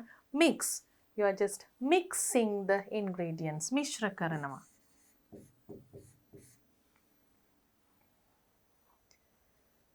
And then, since we have finished writing all the words needed for instructions, cooking instructions, we must be able to write an instruction too. දැන් අපිට පුළුවන් වෙන්න ඕනේ මේ වගේ වචන දාලා cooking instructions. එහෙම නැත්නම් උයන්නේ කොහොමද මොකක් හරි දෙයක් කියන එක කියන්න, ලියන්න. Let's see whether we can do it. Now, we will have to write instructions as well. Let's read this first. මේක කියවලම් බලමු අපිට මොකද්ද cooking instruction එකක් ලියන්න තියෙන්නේ කියලා. Mother calls home. Now you remember Kavindu and sister. They are at home. Their friends came. Parents are not at home. ඒගොල්ලෝ කලින් ගිහිල්ලා Kavindu තනියෙන් තමයි ඉන්නේ. What's happening? Mother is calling and saying, "Hello, son." Then Kavindu answers, "Hello, mother. How's grandfather?" Because the parents went to see the grandfather. So he is asking, "How is grandfather?" Mother says, "He's all right now." See යට දැන් ප්‍රශ්නයක් නෑ. All right, but we'll get late to come. අපි උනාට එන්න පරක්කු වෙනවා. Then Kavindu says, "Oh, I see." මොකද Kavindu කැමති නෑනේ අම්මලා පරක්කු වෙනවට. හැබැයි ඉතින් යාට ඒකට එකඟ වෙන්නත් වෙනවා අම්මලා වැදගත් වැඩකට ගිහිල්ලා තියෙන නිසා. Mother says, "I was worried about you and your sister." දැන් දරුවෝ දාලා ගියාම අම්මට හරි දුකයි ඒක ගැන කල්පනා කරනවා මේගොල්ලෝ තනියෙන් මොකද කරන්න කියලා. ඒක තමයි කියන්නේ I was worried. Mothers always are like that. They worry when the children are alone at home. Kavindu says, "We are fine." Can you see? We are. We are. Contracted form of we are is we are. We are fine. අපි හොඳින් ඉන්නවා. My friends are here. You know, Kavindu was a little upset. But when the friends came, they were able to change his mood. We've been cooking. We have been cooking. ඒ කියන්නේ we have කියන එකේ contracted form එක. We have been අපි මේ වෙනකන් මේ උය තමයි හිටියේ කියන අදහස තමයි අපි මේ we have been cooking කියන එකෙන් කියන්නේ. So the mother is very happy and she says, "Oh son, that's great. That's great. කොච්චර හොඳ දෙයක්ද පුතා කරන්නේ. Oh son, that's great." Then Kavindu says, "We've already cooked rice and made a coconut sambal." So we have, again contracted form, already made, මේ වන විටත්, already cooked, have cooked, මේ වන විටත් කියලා මොනවද කියන්නේ? බත් උයලා පොල් සම්බෝල හදලා ඒ කියන්නේ යාළුවෝ එකතු වෙලා එකතු වෙලා වැඩ කරන්න පටන් අරගෙන. Mother says, "You can make a dal curry too." Now mother is asking to make another thing, a dal curry. That's also quite easy. පුතාලා මේ වෙනකොටත් ඒ වගේ පොඩි දෙයක් හදන්න නම් අනිවාර්යයෙන්ම දන්නව ඇති. Kavindu, can you quickly give us the instructions? Quickly give us the instructions. අපිට ඉක්මනට කියන්න පුළුවන්ද මේක හදන්නේ කොහොමද කියලා. I'll put the phone on the speaker. දැන් ඔක්කොටම ඇහෙන්න ඕන නිසා ෆෝන් එකේ ස්පීකර් එකත් on කරනවා. එතකොට හැමෝටම ඇහෙනවා කියන්නේ මොකක්ද කියලා. Instructions I'll put. I will කියන එකේ contracted form එක. Mother says, "That's good." Then Kavindu says, "Tell us, mother." Now mother says, "All right, here we go." All right, here we go. ඔන්න දැන් අපි පටන් ගන්නවා. Here we go. First, scrape the coconut. ඉස්සෙල්ලාම පොල් ගාලා තමයි පටන් ගන්න කිව්වේ. Then, what should you do? You're making a dal curry. Let's see what our next activity is. Activity 16 is to discuss and continue the list of instructions given by Kavindu's mother. දැන් අම්මා බොහොම සරලවම පරිප්පු කරි එකක් ඩාල් කරි එකක් හදන හැටි තමයි ළමයින්ට කියලා දෙන්නේ. දැන් ළමයි විතරනේ ගෙදර තනියෙන් ඉන්නේ. අපි බලමු ඒක සරලව instructions ටික ලියන්නේ කොහොමද කියලා. Then now she first asked to scrape the coconut. දැන් පොල් ගාවට පස්සේ කිරි හදන්න එපයි. මොකද කරන්න කියලා අම්මා කියන්න ඇත්තේ. Then blank or blank the scraped coconut with water. දෙකයිනේ කරන්න පුළුවන්. අතින් මිරිකන්න පුළුවන්. නැත්නම් blender එකේ කරන්න පුළුවන්. So we will write two words from here. Squeeze or blend.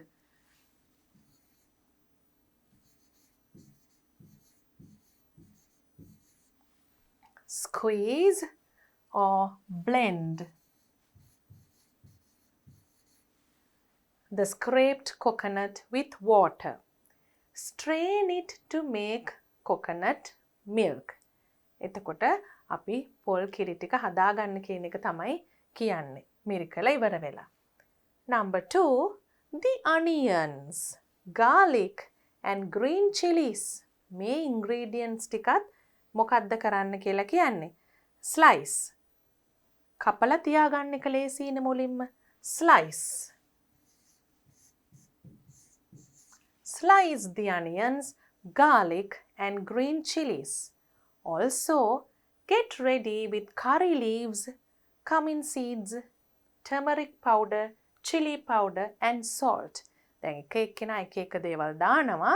හැබැයි මේ සරලවම බලනකොට අපිට මේ අවශ්‍ය වෙන කරපිංචා, කහ, turmeric powder වගේ දේවල් ටික ඔන්න සරලම දේවල් ටික දාලා හදන හැටිනේ අම්මා කියන්නේ. ඒ ටික එකතු කරගන්න කියලා කියනවා. Get ready. ඒ ටික ළඟට එකතු කරගන්න. The dal and add dal and water in the cooking pot. දැන් මේක හොදන්න කියන එකට අපි කියනවා rinse the dal. Rinse the dal and add dal and water. වතුරයි පරිප්පු එකතු කරලා in the cooking pot. Cook uncovered for 4 to 6 minutes. වහන්නේ නැතුව උයන්න චුට්ට වෙලාවක්. Next, add the ingredients. දැන් අර ඔක්කොම හොඳ ingredients ටික දාන්න ඕනේ. මේකේ පිළිවෙල එක පිළිවෙලට කරන්න පුළුවන්. මේතන පුතාලා ඉගෙන ගන්න ඕනේ විශේෂයෙන්ම මේ imperative verbs කොහොමද පාවිච්චි කරන්න කියලා. Next, add the ingredients. මේ අවශ්‍ය ද්‍රව්‍ය දාන්න. Well and cook for about 4 minutes. නිකම්ම දාලා තියන්න බෑනේ. You have to mix it. So let's write mix well. Mix well and cook for about 4 more minutes. තවත් විනාඩි 4ක් විතර උයන්න. Finally, අන්තිමට මොකද්ද කරන්නේ? Add the coconut milk. අන්තිමට අපි මුලින් ලෑස්ති කරගෙන හිටපු coconut milk එක දානවා. Mix well. So we put add here slice and rinse we have used. Even all the words cook and mix we have used. Mix well and cook uncovered for 1 or 2 minutes. ඊට පස්සේ ආපහු කිරි දැම්මට පස්සෙත් තව cook කරගන්න උයා ගන්න කියන එක තමයි කියන්නේ. Stir කියලා විදිහට අපිට තව instruction එක දෙන්න පුළුවන්. Stir the curry well. ඒ වගේම අපි temper කරනවා නම් මොනවද කරන්න ඕනේ? ඒ වගේ දිගට ලියන්න ආස කෙනෙක් ඉන්නවා නම් පුතාලා කවුරු හරි ලියන්නත් පුළුවන්. අවම වශයෙන් මේ ටික හරි තියෙන්න ඕනේ ඒ වගේ instruction එකක් ලියනකොට. Look at activity 17. Refer to the pictures given above on actions related to cooking. අපිට මේ පින්තූර වලට අදාළව refer to the pictures above and actions related to cooking and complete the table given below. You have to complete the table, but it's not just transferring information. අපිට මෙතන ආකාර දෙකකින් ලියන්න තියෙනවා cooking වලට අදාළ instructions. This we discussed a lot. අපි දැන් හුඟක් කතා කරා මේ imperatives කියන එක ගැන. Dice, slice, pound, mix ඒ වගේ ගොඩාක් කතා කරා පින්තූර ගැන පින්තූරත් සමග activity එක කරනකොට. Instructions in passive form. First, the vegetables are diced. දැන් අපි passive form එකෙනුත් ඒ හැම එකම ලියන්න ඕන. Let's try to revise a little bit what passive form means. පුතාලා මීට කලින් grades වල කරලා තියෙන දෙයක්. හැබැයි අපි චුට්ටක් මතක් කරගමු passive form කියන්නේ මොකක්ද කියලා මේ activity එකට ඉස්සෙල්ලා. අපි සාමාන්‍යයෙන් sentence එකක් ලියන්නේ active form එකකින්. ඊට පස්සේ ඒක passive form එකට අවශ්‍ය නම් හරවන්න පුළුවන්. අපි කියන්නේ කර්මකාරක කියලා. අන්න ඒ තේරුම තමයි මේ passive form එකේ තියෙන්නේ. Let's write a small example not related to cooking necessarily. අපි නිකන් සාමාන්‍ය උදාහරණයක් ලියලා passive form කියන එක මතක් කරගමු. If we say they play netball. netball සෙල්ලම් කරනවා කියන එක සාමාන්‍යයෙන්. එතකොට අපි දන්නවා මේක subject එක උක්තය. මේක verb එක sentence එකේ ක්‍රියාපදය. මේක object එක අනුත්තය. මොකක්ද වෙන්නේ passive form එකේදී? අපි ඉස්සෙල්ලම ලියන්නේ මොකක්ද? මේ object එක තමයි ඉදිරියෙන්ම ලියන්නේ. අපි මේ they කියන subject එක මේ passive form එකේදී agent කෙනෙක් බවට පත් වෙනවා. ඒ කියන්නේ මේක අපි netball is played by them කියන object pronoun form එකෙන් තමයි මෙතන අපි ලියන්නේ. netball is played by them. එතකොට අපි බලමු මොකක්ද මේ verb එකට උනේ කියලා. passive verb එකක් කියන්නේ මෙන්න මේකට. passive verb එක අනිවාර්යයෙන්ම තියෙන්න ඕනේ මොකද්ද? be verb එකයි passive verb එකක් කියන්නේ be කියන verb එකේ යම් කිසි form එකක් සමග past participle form එකක්.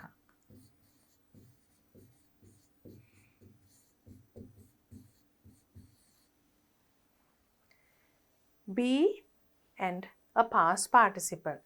be verb එක මතකයි කියලා මං හිතනවා පුතාලට. අපි කීප වතාවක්ම රිවයිස් කරා එක.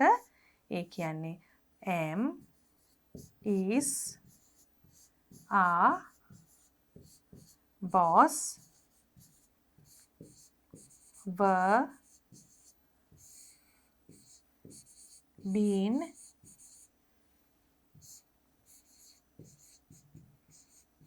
being. මෙන්න මේ වගේ be verb එකක් එක්ක past participle එකක්. අපි කොහොමද මේ be verb එක මේකෙන් කොයි එකද කියලා තීරණය කරන්නේ? You have to look at be verb එක මොකක්ද කියලා අපි තීරණය කරන්නේ කොහොමද? අපි ඉදිරියට ගෙනාවනේ මේ object එක නැත්තම් අනුක්තය මෙතන මුලට ගෙනාවනේ. අන්න ඒක දිහා බලනවා. ඒක singularද pluralද කියන එක ඉස්සෙල්ලා බලනවා. ඒ කියන්නේ singular plural. singularද pluralද කියලා බලනවා. ඒත් එක්කම බලනවා අපි මුලින් ලියලා තිබුණ active voice sentence එක මොන tense එකේද කියලාත් බලනවා. play කියනකොට present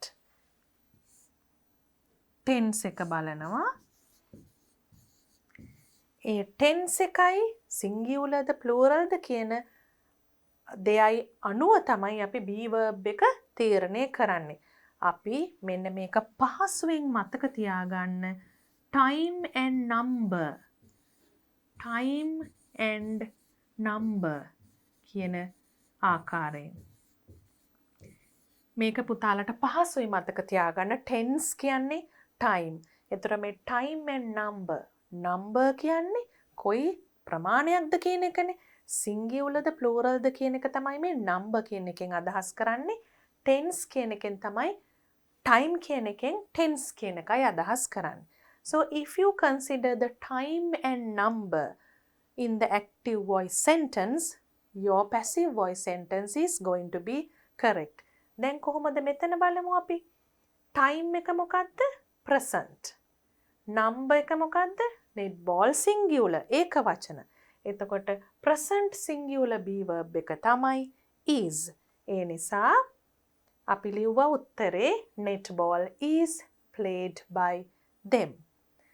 If we write another example using a different tense and a different object which is plural, then the passive becomes different. Now let's write examples. They have given one here. Boil water, boiled potatoes are smashed. මොකක් හරි අපිට අර දීලා තිබුණ පින්තූර වලින් එක instruction එකක් ලියන්න පුළුවන්. ඒකම passive voice එකෙන් ලියන්නත් පුළුවන්. We'll write dice carrots. Then we can write carrots are diced. ඇයි මෙතන plural නිසා is නෙමෙයි are. be verb එක are diced. Then we will write grind the pepper. In passive form you can write the same thing like this. The pepper is ground. Ground is the past participle of grind. Is ground. You can write another example. Scrape. What comes after scrape? Scrape coconut. Then for a passive form instruction, you can write scraped coconut is blended.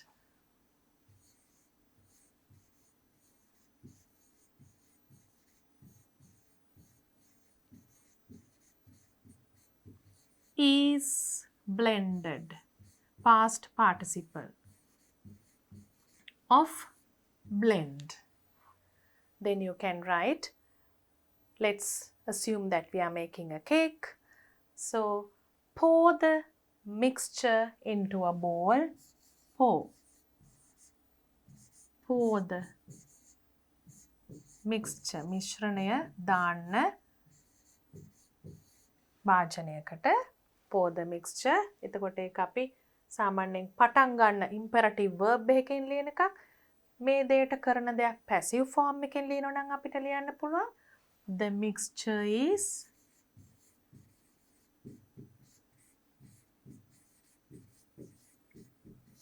beaten. අපි beat කියන verb එක කරා picture එකක් එක beat ඒකේ passive form එකට එනකොට past participle use කරනකොට the mixture is beaten කියලා එනවා. තව එකක් අපිට ලියන්න පුළුවන් squeeze the lemon. Squeeze the lemon. එතකොට අපි squeeze the lemon කොහම අපිට එනවනේ they use lime juice. ඒක ගැන අපිට තව එකක් ලියන්න පුළුවන් passive form එකකින් instruction එකක්. The juice is poured into a glass. මෙතන අපි තියෙනවා passive එක is beaten. The juice is poured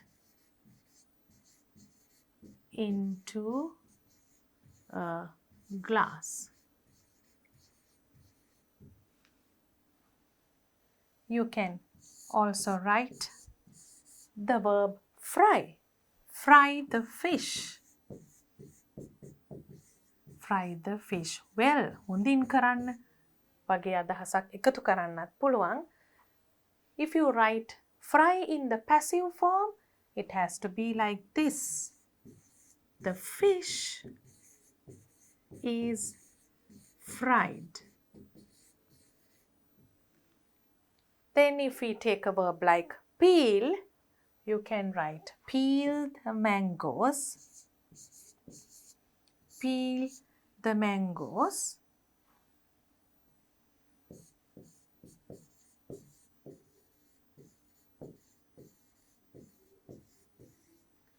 Also, you can use it in the passive form. The mangoes are peeled.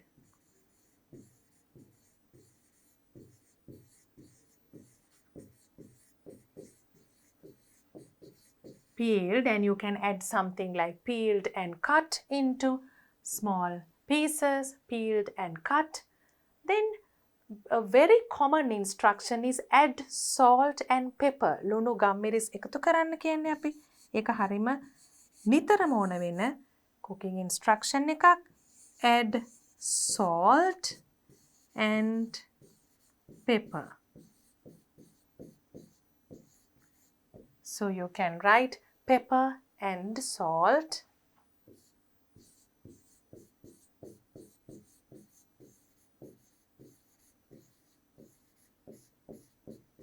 Is added. Are peeled. I hope you notice all these passive verbs with a be verb and a past participle. Is fried. Are peeled. Is fried. Is poured. Is added. Then we can write something like slice. පෙති කපනවා කියන එක අපි පාවිච්චි කරේ නෑ. Slice the potatoes.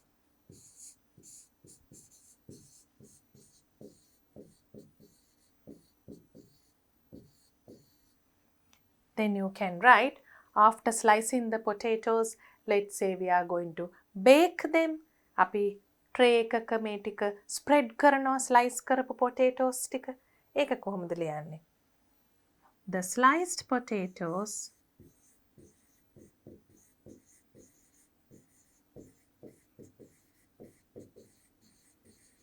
are spread on a tray. පතුරලා තියනවා කියන එක. Spread on an oven tray.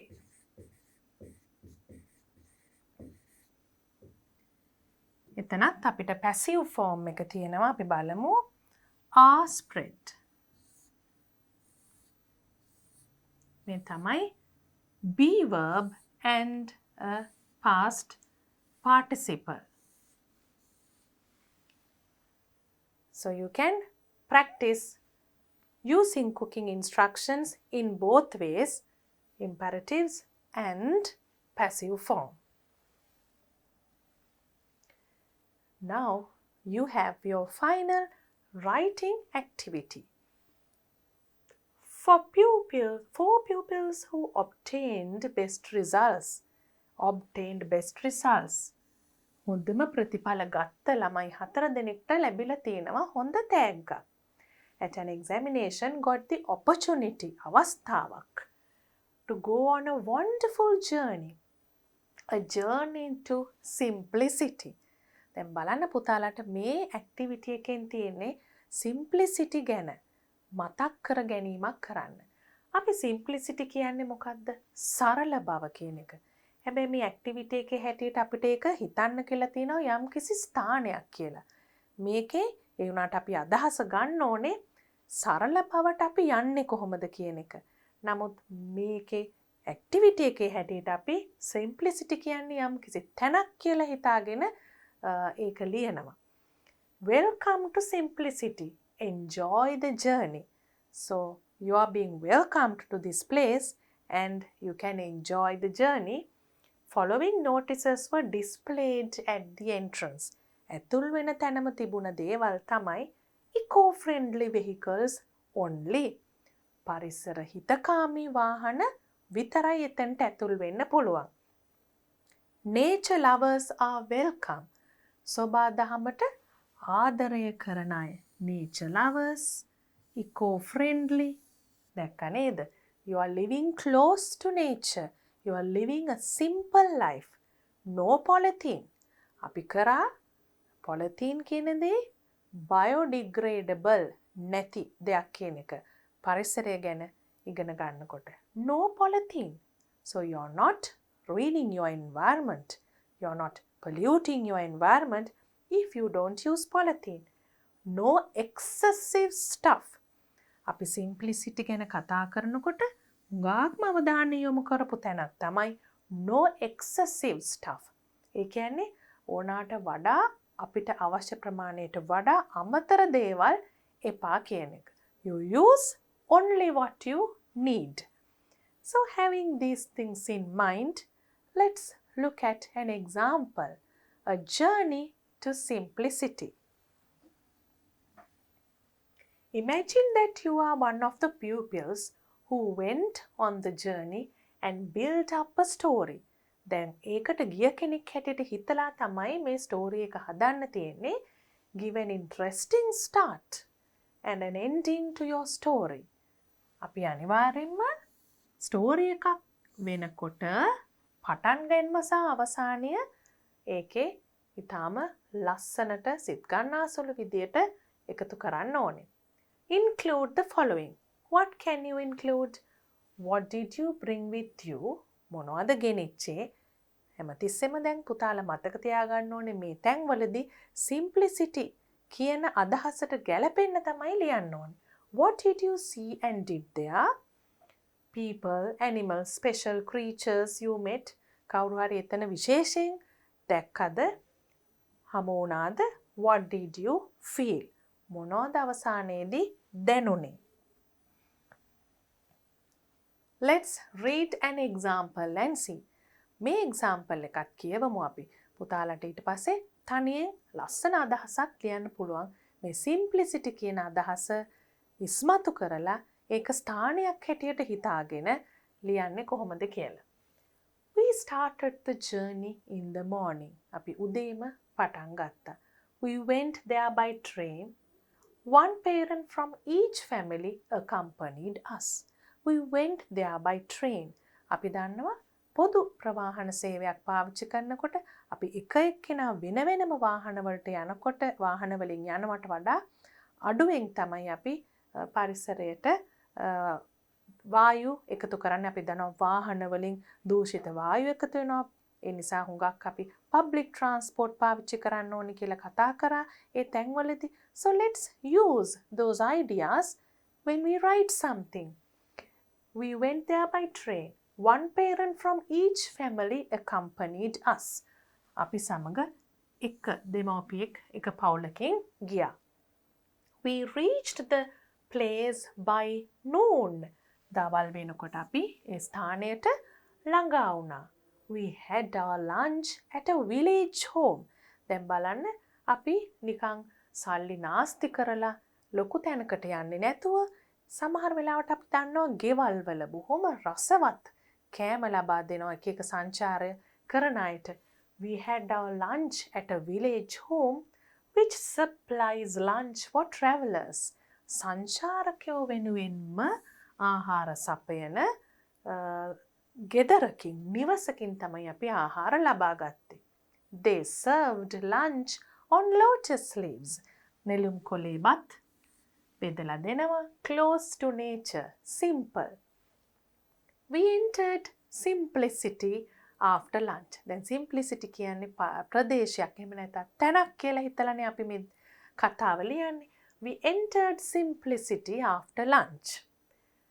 There were bikes to hire. අපිට ඇතුල් වෙන තැනම තිබුණා bicycle hire කරගෙන යන්න ඇතුළට. Eco-friendly vehicle. bicycle එකකින් කිසිම විෂ වායුවක් පිට වෙන්නෙත් නැහැ. කිසිම හානියක් පරිසරයට වෙන්නේ නැහැ. We rode our bikes along the paths, enjoying the beauty of nature. අපි පාරවල් දිගේ බයික් පැදගෙන ගියා. මොනවා කරමින්ද? Enjoying the beauty of nature. සෝබා දහමේ සුන්දරත්වය විඳිමින්. We also didn't forget to take photographs. අපි පින්තූර ඡායාරූප ගන්නත් අමතක කරේ නෑ. මම මෙතන ස්ලෑෂ් එකක් දාලා ලියලා තියන්නේ එකම අදහසයි. අපි මේ කියන්නේ දෙවිදියකින්. පුතාලා කැමති විදියකට ලියන්න පුළුවන්. ඉතාලම සරලව කියනවා නම් we didn't forget to take photographs. Take photographs කියනවා වගේම capture beautiful scenes කියන අදහස ඒකම ටිකක් ලස්සනට කියන විදිහක්. capture අපි ලස්සන දර්ශන හසු කරගත්තා කියන්නේ capture. We met some other people. තවත් අය හම්බුණා walking and cycling. ඒ කියන්නේ මෙතෙන්ට එන්න පුළුවන් nature lovers ලට විතරයි. අපි ඇවිදින සයිකල් එක පදින ඒ වගේ අයට විතරයි මෙතෙන්ට එන්න දෙන්නේ. Birds and butterflies were flying around freely. Beautiful scene. We drank තැඹිලි. අපිට කෙලිම සිංහල වචනේ තැඹිලි ලියන්නත් පුළුවන්. අපි භාවිතේ ඉංග්‍රීසි වලින් එක king coconut කියලා භාවිතා කරනවා. ඒක ලියන්නත් පුළුවන්. ඒ දෙකෙන් එකක්. මම මේ දෙකම දාලා තිබුණාට පුතාලා තෝරගෙන එකක් ලියන්න පුළුවන්. From a small stall in the park. ඒක ගත්තෙත් බොහොම පුංචි. අපි දන්නවා පොඩි මැස්සක් ගහලා ලස්සනට පළතුරු ಜಾති තියලා එහෙම විකුණන තැන් තියෙනවා මේ වගේ තැන් වලට ගියාම. එහෙම තැනකින් තමයි ගත්තේ. It was refreshing. අපිට හරිම නැවුම් බවක් ප්‍රබෝධයක් දැනුණා තැඹිලි බිව්වම. We were not carrying any unnecessary things. මේ දෙකේම තියෙනවා ආපහු සරල බවට අදාළ කරුණු දෙකක්. We did not drink artificial drinks. අපි කෘත්‍රිම පානයක් නෙමේ බිව්වේ. ස්වභාවික පානයක්. Close to nature. Simple. Not carrying any unnecessary things. කිසිම අනවශ්‍ය දෙයක් අපි උස්සගෙන ගියේ නැහැ මේ ගමන යනකොට. Therefore, We did not feel tired. අපිට ඒ නිසා කිසිම මහන්සියක් දැනුනේ නෑ. අමතරව කිසි දෙයක් ගෙනිච්චේ නෑ. අනවශ්‍ය දෙයක් ගෙනිච්චේ නෑ. We felt content after completing the journey. අපිට ඉතාමත්ම තෘප්තිමත් භාවයක් ඇති වුණා. මේ ගමන සම්පූර්ණ කරාට පස්සේ we took only memories. We left only footsteps. ඒක බොහොම ලස්සන කියමනක් ඕගලන්ට පාවිච්චි කරන්න පුළුවන්. Have you heard it before?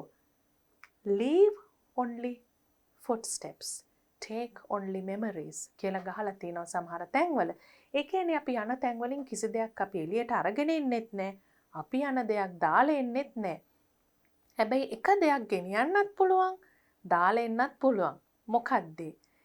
දාලා එන්න පුළුවන් footsteps. අපේ පිය සටහන් විතරයි අපිට ඒ තැන්වල දාලා එන්න පුළුවන්. ගෙනියන්න පුළුවන් මොනවද? memories, මතක සටහන්. අන්න ඒ කියමනට අදාළව මෙතන අපි sentence එකක් දාලා තියෙනවා. අපි කරේ අන්න ඒ දේ කියන එක. We took only memories. We left only footsteps. So you can write something similar to this. You can think about a different creative idea and write something similar to this.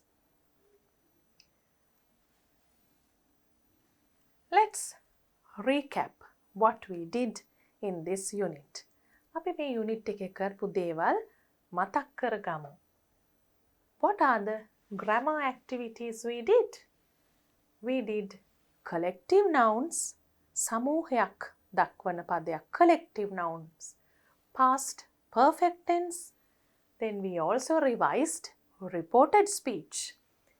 We did imperatives and the passive form, writing in the passive form.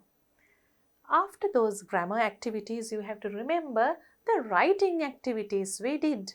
What are the writing activities we did?